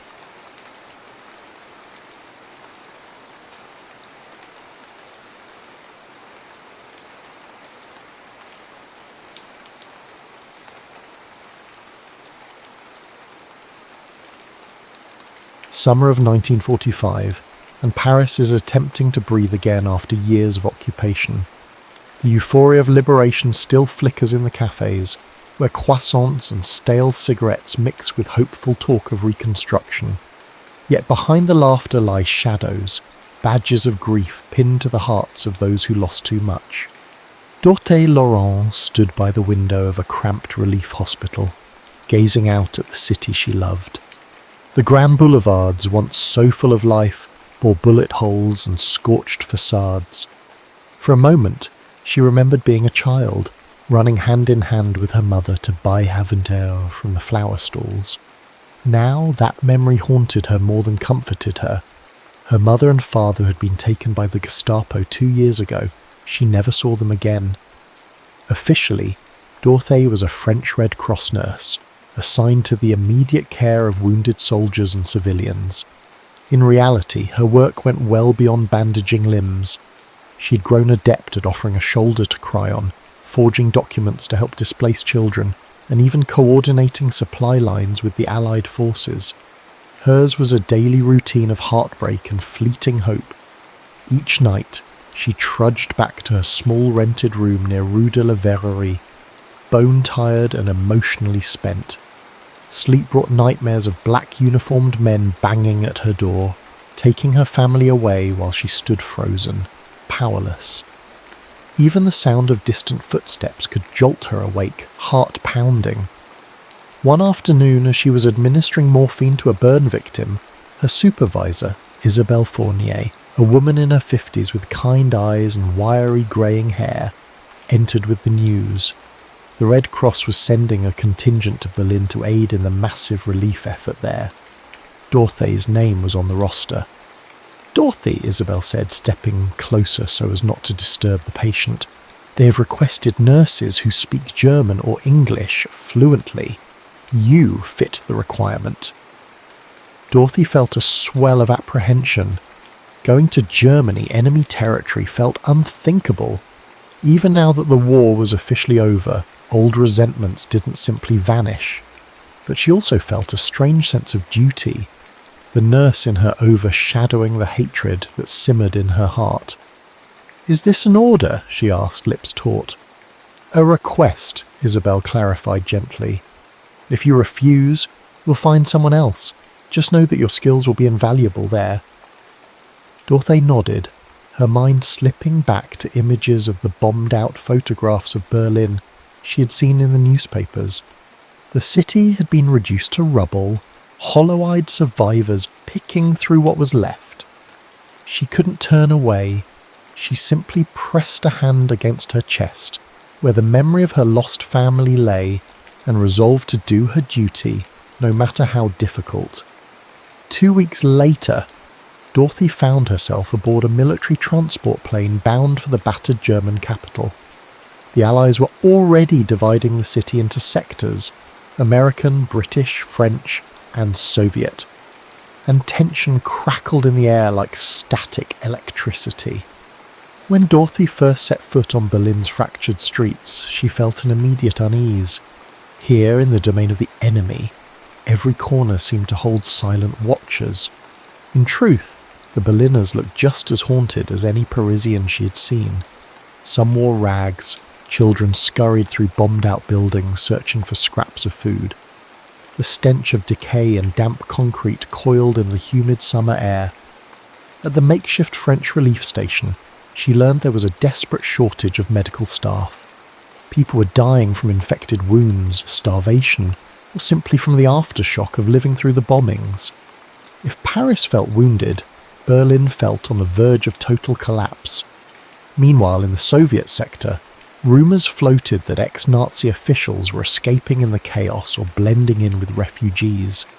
Every night, the background chatter included talk of war criminals fleeing to South America or burrowing into new lives under false papers. This talk made Dorothy's skin crawl. Were they the same men who had terrorised her family? On her first evening in Berlin, she left the relief station to procure supplies. Darkness fell quickly in the city of skeletal buildings. She passed by a rubble-strewn alley when a sharp cry shattered the night. A child's wail, a tumble of bricks. Instinct took over. She sprinted into the alley and found a young boy trapped under fallen debris. His eyes were wide with panic, his dusty cheeks streaked with tears. Just as she knelt to help, another figure appeared, a tall man about 30 wearing tattered civilian clothes. In a swift motion he pulled away the larger chunks of rubble, freeing the child's legs. Dorothy froze for a second. The man was speaking German, gently trying to calm the boy, but the warm resonance of his voice and his calm efficiency eased her alarm. Working together, they managed to extract the child and carry him to an abandoned doorway. Dorothy checked for broken bones. Thankfully, he had only minor cuts and bruises.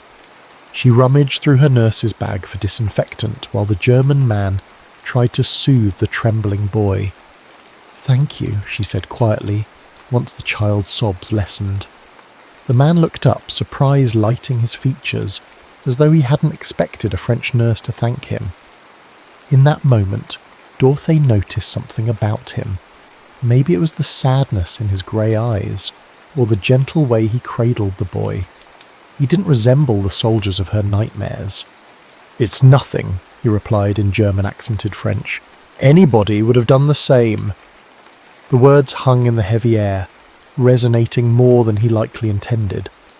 Dorothy found herself staring, wanting to ask, "Were you a soldier? Did you wear that uniform? Did you tear families apart like mine?" But fear and caution sealed her lips. Instead, she helped the child to his feet, gave a nod of thanks, and hurried away, leaving the German stranger behind. That night, in the shared barracks on the Allied base, Dorothy wrestled with conflicting emotions. She knew not all Germans were Nazis. She'd heard of resistors, conscripts forced to fight under duress. Yet her family's memory loomed. Could she trust someone from the country that had destroyed her life? Little did she know that fate would lead her to cross paths with this man again. a man called Matthias Keller, and that their shared act of mercy would ignite a spark of hope amidst the ashes of war. Outside, Berlin lay in tatters under the moonlight, and in a dimly lit office across town, French officials and intelligence officers gathered. Among them was Henri Moreau, a former resistance fighter now tasked with helping the Allied War Crimes Tribunal. His mission: to uncover and bring to justice the men responsible for atrocities committed throughout France. As he sifted through files, a single thought pressed at the forefront of his mind: the guilty must pay. Oblivious to Dorothé's internal struggle and the quiet heroism of the German stranger, Henri penned a list of suspects. Someday soon he would converge upon them with the authority of the victors behind him. And if one of those men turned out to be Matthias Keller, then no act of mercy or compassion would be enough to spare him from Henri's righteous fury. Dorothé's second week in Berlin introduced her to the full, brutal reality of post-war life. She spent her days at the relief station, treating malnourished infants, ravaged soldiers from all sides, and traumatized civilians. Having grown accustomed to the bustle of Paris, she found the city's emptiness disorienting. Entire neighborhoods reduced to rubble, with skeletons of buildings towering overhead like tombstones marking history's darkest chapter. More than once she spotted German women rummaging through garbage heaps or dismantling the bricks from bombed-out buildings to rebuild some semblance of a home. The Allies had arrived as victors, but they too were shell-shocked at the scale of devastation. The Soviet sector was rumoured to be the worst, but Dorothée could scarcely imagine how things could be more dire than in the French one. Late one afternoon, Dorothée was disinfecting surgical instruments when she heard a voice behind her, or a soft, hesitant French. "Excuse me, Mademoiselle Laurent."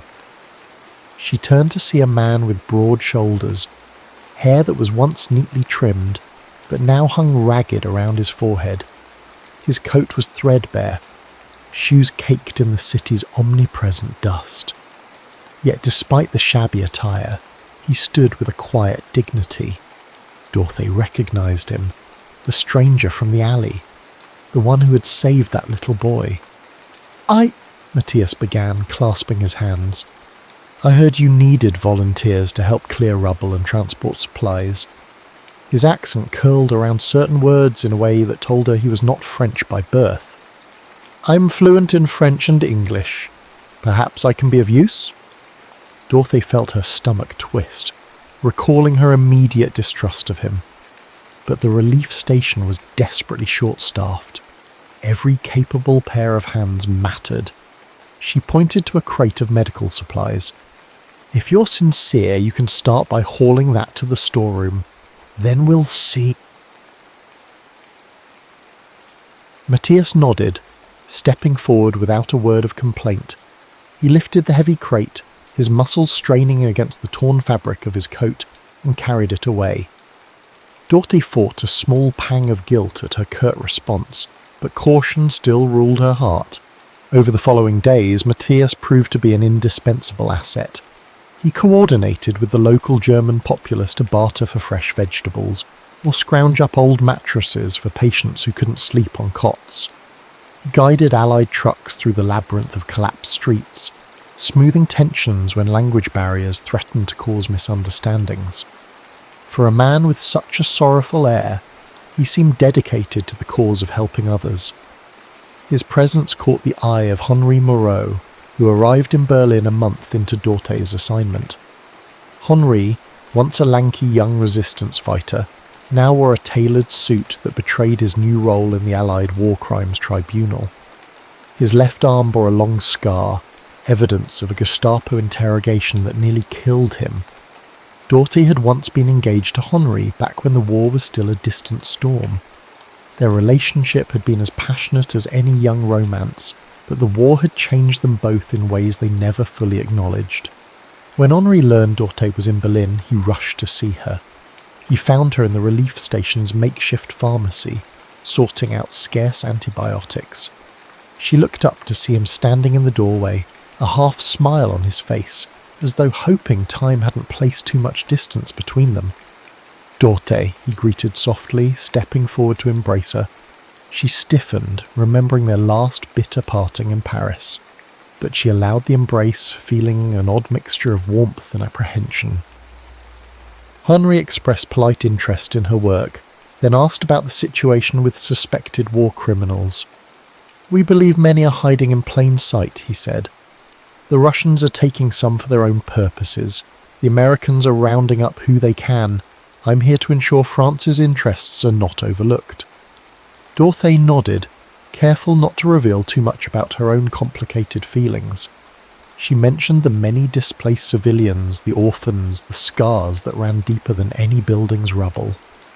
Then Henri's gaze drifted across the station, lingering on Matthias, who was tending to a shivering elderly German woman. "Who is that?" he asked, his tone growing colder.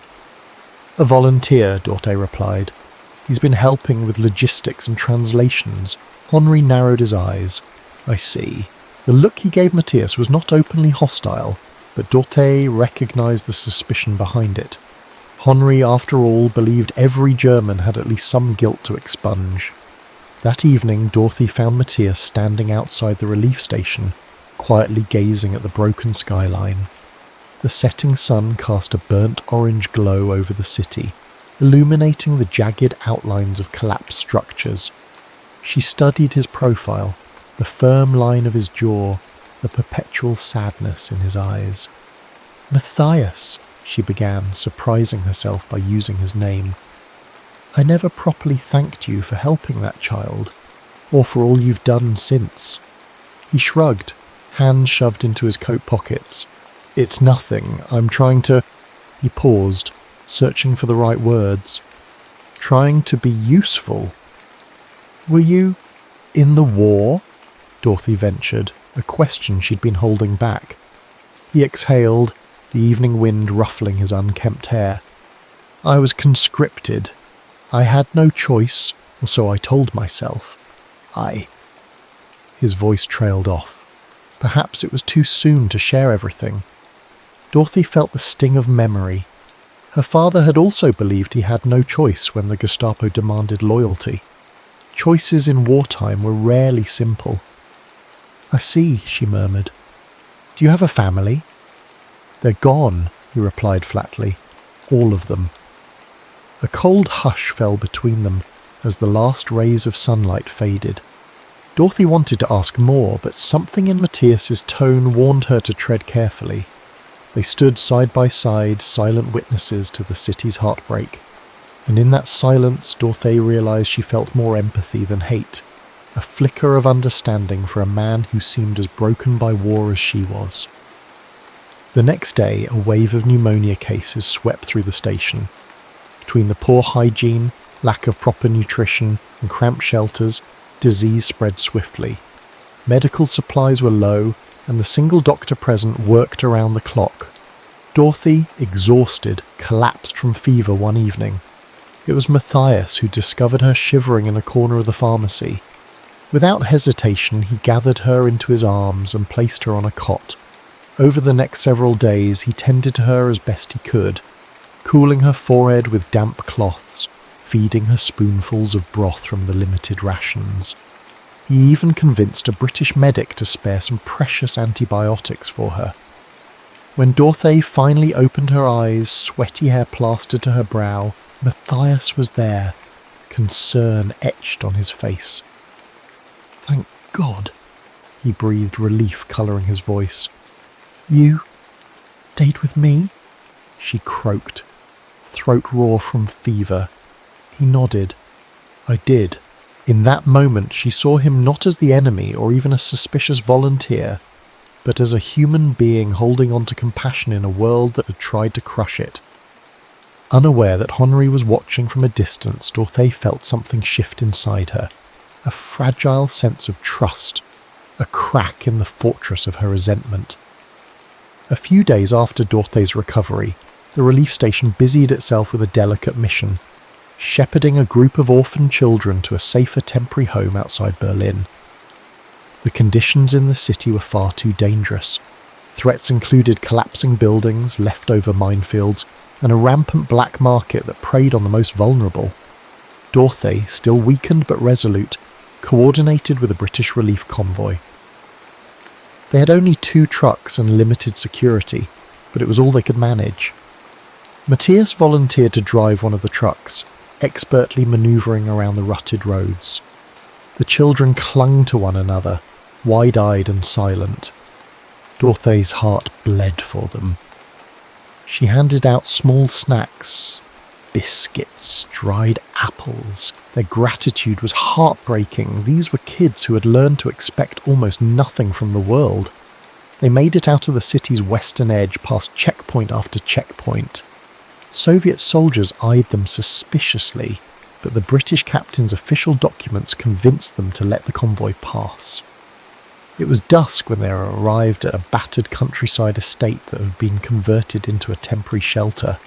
There, the children would have at least some space, some cleanliness, and a chance at a meal. Dorothy and Matthias spent the night there, helping the shelter staff settle the children in. By the time dawn broke, Dorothy found herself in the garden, inhaling the fresh scent of dew-covered grass, an aroma that felt oddly foreign after weeks of city rubble and disinfectant. Matthias joined her, handing her a mug of weak tea. "You look better," he said softly. Dorothy nodded, sipping gratefully. "And you look exhausted." He allowed a small smile. "Aren't we all?" They fell into a surprisingly comfortable silence. Then Dorothy turned to him, her expression growing serious. "Matthias, I need to know more about you. If we're to keep working together, I can't constantly wonder who you really are." He seemed prepared for this conversation, as though it weighed on him. "I was a soldier," he began, eyes cast down, "conscripted from a small village near the Czech border. I was never a member of the Nazi party, if that's what you're asking. I fought in Poland, France, and eventually ended up in Berlin when the war ended." Dorothy's gaze was unwavering. "Did you hurt people?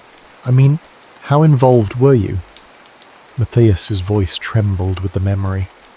"I was a radio operator for most of the war, sending and receiving orders.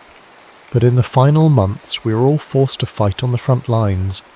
I saw horrors I can't begin to describe. I tried to desert twice. The penalty was death." He paused, inhaling unsteady breaths. "I know it doesn't absolve me, but I never believed in what was happening, and by the end, I was too ashamed to even look at my own reflection." Dorothy felt tears burn her eyes. Her father, a loyal Frenchman, had once told her that not all Germans were the same. "We fight the ideology, not the entire people," he used to say. She believed him in principle, but living through the occupation made that ideology personal. Matthias reached into his pocket, pulling out a battered photograph. It showed a woman and a young boy, both smiling. "My wife and son," he said quietly. "They died in an Allied bombing raid near Dresden. I couldn't protect them." Dorothy felt her breath catch. Here stood a man who had lost just as much as she had. "I'm so sorry," she whispered.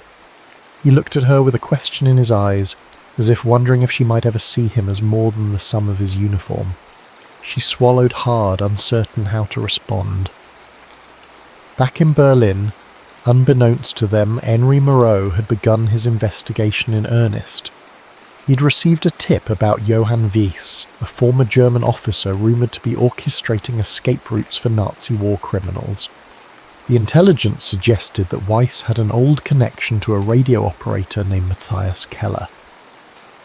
Late one night, Henri waited in a cold corridor of the Allied administration building. Inside a cramped office with flickering overhead lights, a British officer briefed him on sightings of Weiss. "He's cunning, Major Moreau," the officer explained. "He's using the black market and false papers. If Keller is working with him, you'll have your proof soon." Henri leaned back, crossing his arms. His voice betrayed quiet determination. "I don't care how resourceful he is. If Matthias Keller or any of them were part of atrocities in France, they'll pay. Days later, Dorothée noticed a chill in the air at the relief station whenever Henri and Matthias were in the same room. Henri barely acknowledged Matthias, but Dorothée caught him glaring with open suspicion. One afternoon, as she was organising medical files, Henri cornered her. "Dorothée, you trust this Keller too easily," he warned, brow furrowed. "I've heard rumours he was in a battalion that operated in Paris. They might have been involved in rounding up your people, your family." That struck Dorothée like a thunderbolt. "What? That can't be true. He told me he was mostly a radio operator, and I'm quite sure he never served in the Gestapo." "People lie," Henri said flatly, "especially when they have everything to lose." Dorothée felt the blood drain from her face. Could Matthias have been part of the group that tore her family away? The doubt gnawed at her, poisoning all the tentative trust they'd built. That evening she confronted Matthias in the hospital supply room, eyes blazing. "Why didn't you tell me your unit was stationed in Paris?" Matthias stiffened, running a hand through his hair. "Dorothée, we were only there briefly. I never took part in arrests or roundups. My commanding officer, Johann Weiss, demanded we follow orders blindly, but I refused when it came to civilian arrests, I swear to you." Her anger flared. "You swear?" "My parents were taken by the Gestapo around that time. My mother was shot in a camp, and you just happened to be stationed in the same city, the same year, doing nothing." He tried to speak, but Dorothee's emotion was too raw. She stormed out, tears welling in her eyes. A part of her wanted desperately to believe him, but the memories of her family's faces, their screams when the Gestapo burst in, were too vivid. In the days that followed, Matthias withdrew. He still volunteered, but avoided Dorothee's gaze. She, equally conflicted, focused on her work, pushing her emotions to the side. The war might have ended, but for them, a new battle had begun, one over truth, guilt, and the possibility of forgiveness. Then, in a twist of fate, Johann Weiss appeared in Berlin's French sector under the cloak of night. He met Matthias in secret, cornering him in a deserted alley near the relief station. "There's a way out," Weiss said in a low voice, scanning the surroundings for eavesdroppers. "We can disappear to Argentina. We have allies there." Matthias stared at the man who had once been his commanding officer.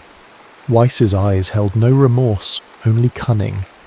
It dawned on Matthias how easily he could vanish from this uncertain life. No more questioning, no more guilt-laden days. But then he remembered Dorothee's feverish face, the orphans they had saved, and the faint flicker of hope he felt whenever he saw her. "No," Matthias said, voice trembling but firm. "I won't run away. Not this time." Weiss's eyes narrowed. "So you're a traitor. To your own blood." Matthias stood his ground. "I'm just not a murderer," Weiss sneered. "You don't get it, Keller. This war isn't over for men like us. You'll regret turning your back on your own." With that, the former officer melted into the shadows, leaving Matthias to grapple with a choice he knew would change everything. To keep seeking redemption in the open light, or to burrow into darkness alongside those who refused to atone. Winter descended upon Berlin with early snow, an eerie hush blanketing the ruins. Stray cats and orphans alike sought shelter, the cold biting through what remained of the city's morale. In the French sector, makeshift Christmas decorations dangled from broken windows. Even among devastation, some insisted on clinging to tradition. Dorothée spent the holiday season distributing rations and warm blankets. Each time she reached for a new bundle, she recalled Matthias's trembling declaration, "I won't run away." Part of her felt pride in his decision. Another part remained terrified that Henri's suspicions could be true. One night, a bombed-out cathedral held a memorial service for civilians who had died in the war. The interior was lit by candlelight, broken stained glass windows allowing cold drafts to swirl around the pews. Despite the chill, the place teemed with mourners, French, Germans, British, Russians, people from all sides of the conflict. Dorte attended with Isabelle Fournier, her mentor who had come to Berlin for a short advisory stint. Candles were lit in memory of each lost loved one, flickering in the dark like so many scattered souls. When Dorothy placed her candle for her parents, she felt a hand rest gently on her shoulder. It was Matthias. He held his own candle. "For my wife and son," he whispered. They stood side by side in the cathedral's broken silence, tears silently falling. In that moment, war's dividing lines blurred into shared grief. Later, as the crowd dispersed, Matthias and Dorothy found themselves alone near the choir stalls. A single shaft of moonlight shone through a shattered window, illuminating the dust motes that spun in the air. Dorothy turned to him, arms wrapped around her body for warmth. "Sometimes I think I can't forgive you," she said, her voice barely audible. "Not you specifically, but all of it. Your uniform, your language, the memories you represent." Her words trembled with sincerity. Matthias bowed his head. "I understand. I'd do anything to change the past, but I can't." They stood in pained silence. Then, without warning, Dorothy found herself leaning closer. Perhaps it was the memorial candles, the haunting echoes of choir songs from years past, or simply the rawness of shared loss. She pressed her lips to his. It was an unplanned, desperate gesture, one that spoke of loneliness, longing, and the faint hope that broken people might still mend each other. When they parted, Matthias's eyes were bright with unshed tears. "I don't deserve this," he rasped. Dorothy closed her eyes. "No one deserves war, but we have to keep living." For a moment, it felt like they were the only two people in a world swirling with ghosts. They left the cathedral separately, uncertain and afraid of what might come next. The next morning, Henry stormed into the relief station, face flushed with anger. He'd gathered more intelligence on Johann Weiss and his network. Slamming a file onto a desk, he confronted Matthias in front of everyone, including Dorothy. "You were in the same battalion as Weiss. You shared posts in Paris, and your commanding officer reported you absent during certain raids, but that doesn't prove your innocence," Henri hissed. "He's smuggling out Nazis, and you haven't reported him to the tribunal. Why?" Matthias's jaw tightened. "I've reported what I know to the British, and I refused his offer to flee. I want nothing to do with him. Believe me or don't." Henri scoffed, flipping the file open to reveal lists of names. "You think that's enough? We have evidence that your unit was responsible for rounding up dozens of French civilians. Many ended up in camps." His eyes flicked toward Dorothy, implying her family. "They need to see justice," Matthias's voice cracked. "I told you, I never participated in those arrests." Henri moved closer, his voice dropping to a near snarl. "A convenient claim. So why did you vanish after the war? Changed your name, took on menial labour?" Matthias locked eyes with him. "Because men like Weiss wanted to use me. I was safer as a nobody." The tension in the room was suffocating. Dorothy stepped forward, placing herself between the two men. "Henri, listen. He's willing to surrender himself if that's what it takes. We have bigger problems. Weiss is still out there smuggling out real war criminals." Henri glared at her, betrayal flickering in his eyes. "You're taking his sir?" "I'm taking the side of truth," she replied, though her voice trembled. In the following days, Matthias made a decision that stunned everyone. He turned himself into the Allied authorities for questioning. If he had committed crimes, he would face the consequences. If he was innocent, he would be cleared. It was an act that made headlines among the Allied press corps stationed in Berlin. "Former German soldier seeks tribunal hearing to prove innocence." Dorothy watched as British MPs led Matthias away in a military jeep. He offered her a faint smile before disappearing around the corner. Something inside her twisted, a combination of guilt, fear, and unexpected love. Time crawled after that. Henri launched a formal investigation, interviewing survivors and combing through old Nazi records. Dorothy, heartsick, tried to return to her daily tasks of caring for the wounded, but her mind kept drifting to Matthias, alone in some cold cell awaiting a verdict. Isabelle Fournier gently coaxed Dorothy to eat and sleep, reminding her that worrying alone wouldn't solve anything. But Dorothy had grown thinner, her face gaunt with stress. She found herself waking from nightmares, where she stood on a vast field of rubble, calling Matthias's name with no reply. Finally, weeks later, the tribunal convened. Henri presented his findings. Documents showing Matthias's battalion had indeed been stationed in Paris, but there was a separate set of testimonies. French citizens who claimed a German radio operator had helped save them from arrest. One testimonial recounted how soldiers sabotaged communications to delay a raid, allowing resistance members to warn targeted families. Could that soldier have been Matthias?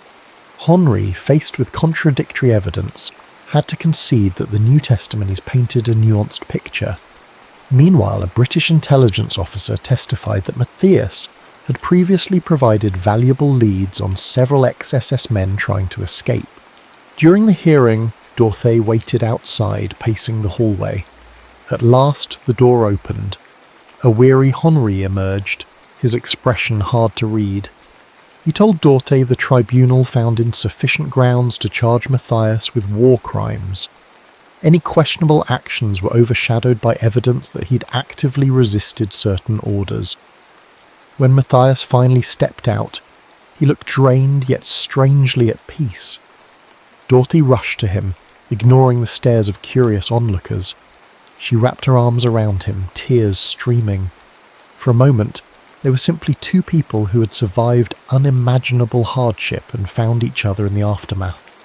Henri stood a short distance away, arms folded. He looked at them, jaw clenched, then sighed. "I still hate what happened," he muttered, more to himself than anyone else. "But I can't hate you for something you didn't do." His scar on his forearm stood out, a reminder of the interrogation he endured. Hatred had been his armour for years, but now he found it fracturing piece by piece. Matthias, voice thick with emotion, said, "I'm sorry for all you lost. I truly am." Henri offered a tight nod, turning away to hide the conflicting emotions in his eyes. In that instant, Dorothy knew that forgiveness didn't come wrapped in a neat bow. It was messy, heartbreakingly human, and occasionally tinged with compromise. The next day, Matthias handed in his notice at the Berlin relief station. He announced plans to move to Alsace, a region on the border of France and Germany, known for its vineyards and rolling hills. Word had spread that vineyard owners were looking for workers to help restore the land that had been ravaged by war. He thought it the perfect place to start anew, somewhere quiet where no one demanded that he pick a side. Dorothy made a decision that astonished even herself. She planned to go with him. Spring of 1947 found the French-German border region of Alsace clothed in gentle sunlight. The war's scars remained visible, fallen barns, tilled fields dotted with shrapnel fragments, but amidst the devastation, green vines began to flourish. Nature had a remarkable way of reclaiming life from ruin. Dorothy and Matthias arrived at a modest vineyard perched on a gentle slope. Old stone buildings stood around a central courtyard, the main house framed by a wooden sign reading Domaine Brunet. The owners, the Brunet family, had lost 2 sons in the war, yet they maintained an unbroken spirit determined to rebuild. Matthias took on the laborious tasks of pruning vines, repairing fences, and helping harvest the early grape clusters. Dorothy used her nursing background to assist in a small makeshift clinic set up in a barn. There she treated local villagers, many of whom still suffered from war-related injuries and malnutrition. At first, some neighbours regarded Matthias with suspicion. A few recognised his accent and refused to speak to him. But as the weeks went by, his unwavering kindness won over many hearts. He fixed a neighbour's broken gate, helped an elderly woman transport her vegetables to the market, and never asked for anything in return. Dorothy, meanwhile, found solace in the calm rhythms of rural life. The smell of freshly tilled earth, the vibrant sunrise over rolling hills, the quiet companionship of the vineyard workers, they all nourished parts of her soul she thought were irreparably damaged. She wrote letters to Isabel and even to Henri, updating them on how she and Matthias were faring. Surprisingly, Henri wrote back. The bitterness in his words had softened, replaced by cautious well-wishes. "You deserve happiness," he penned in one letter. "I'm still not sure I can ever forgive entirely, but I won't stand in your way." One golden evening after a day's labour, Dorothy and Matthias found themselves strolling along the vineyard rows, the air filled with the chirping of crickets. They stopped under a blooming apple tree at the edge of the property. Dorothy brushed a leaf from Matthias's hair, smiling softly. "Remember Berlin? The rubble, the cold, the fear." He leaned into her touch.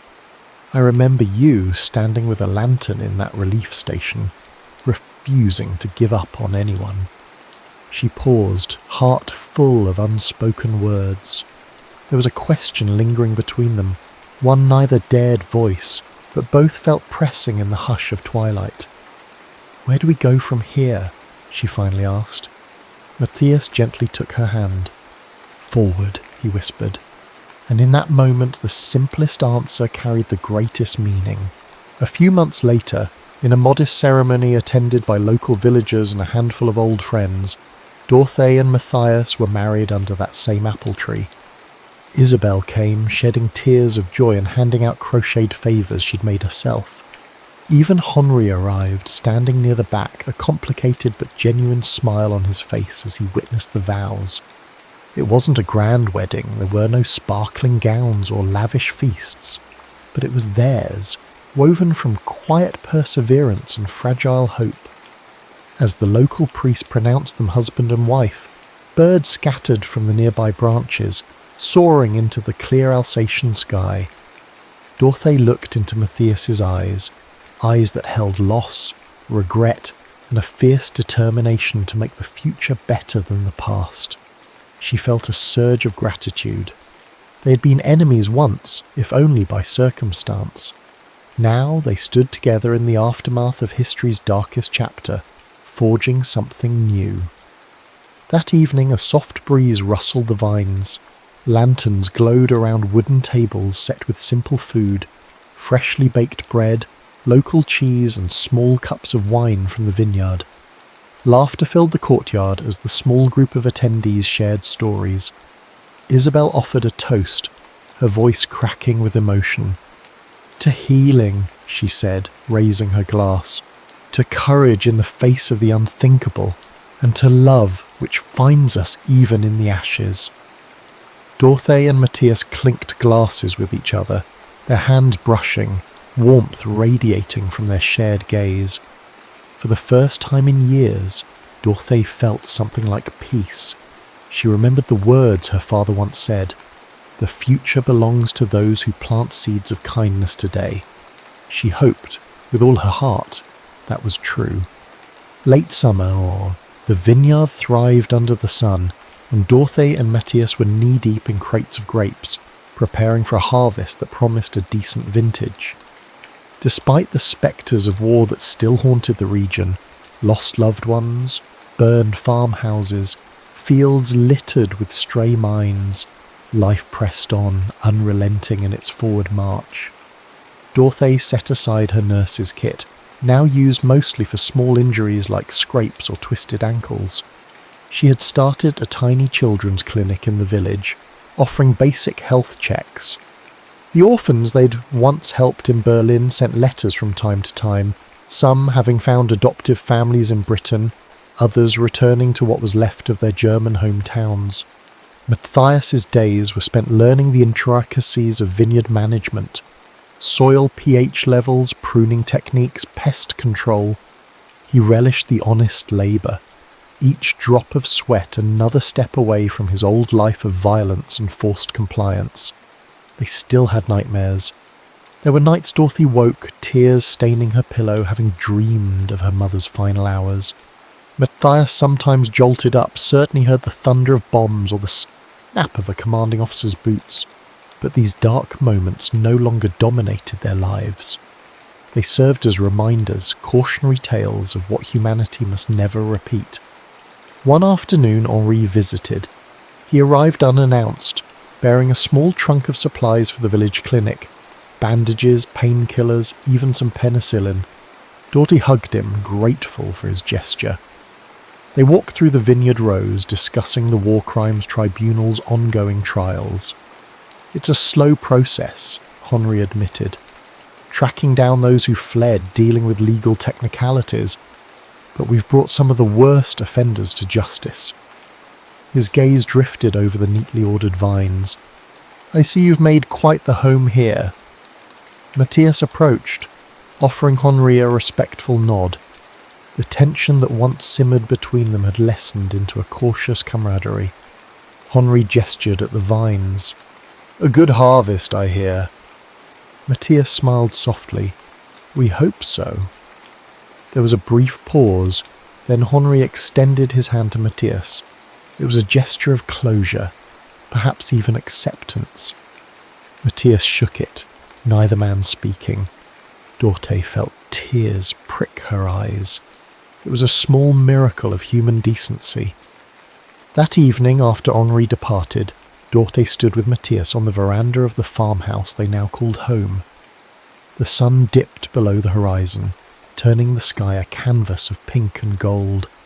Dorothy rested her head on Matthias's shoulder, breathing in the scent of fresh grapes and warm earth. She thought back to her younger self, the frightened girl in Paris who lost everything in the blink of an eye. She remembered the cold corridors where she first met Henri, the night she spent patching up wounded resistance fighters, the transport plane that took her to a broken Berlin. She recalled seeing Matthias for the first time saving a child in the rubble. How impossible it all seemed that they would end up here, alive and in love. But maybe it wasn't impossible. Maybe it was the fragile, tenacious nature of hope itself. Even in the ashes, seeds of compassion could sprout. War could tear down walls, but it could also dismantle prejudices, forging bonds between unlikely souls. In the distance, crickets began their nightly chorus. A soft breeze stirred, carrying the promise of tomorrow. Dorothy closed her eyes, whispering a quiet prayer that the world might continue to heal piece by piece. Matthias turned to her, his arm gently pulling her closer. "Ready to head in?" he asked. "We've got an early morning." Dorothy smiled. "Yes, let's go." They stepped inside, leaving the twilight behind, but the light in their home and in their hearts remained. End of Love in the Ashes. Thank you for spending this time with us. We hope this tale resonated with you, no matter what hour you find yourself in around the globe. If you enjoyed Love in the Ashes, please subscribe to Insomniac's Lore for more storytelling journeys, because stories like hope belong to every minute of every day. Stay curious, stay compassionate, and may you always find light even in the darkest times.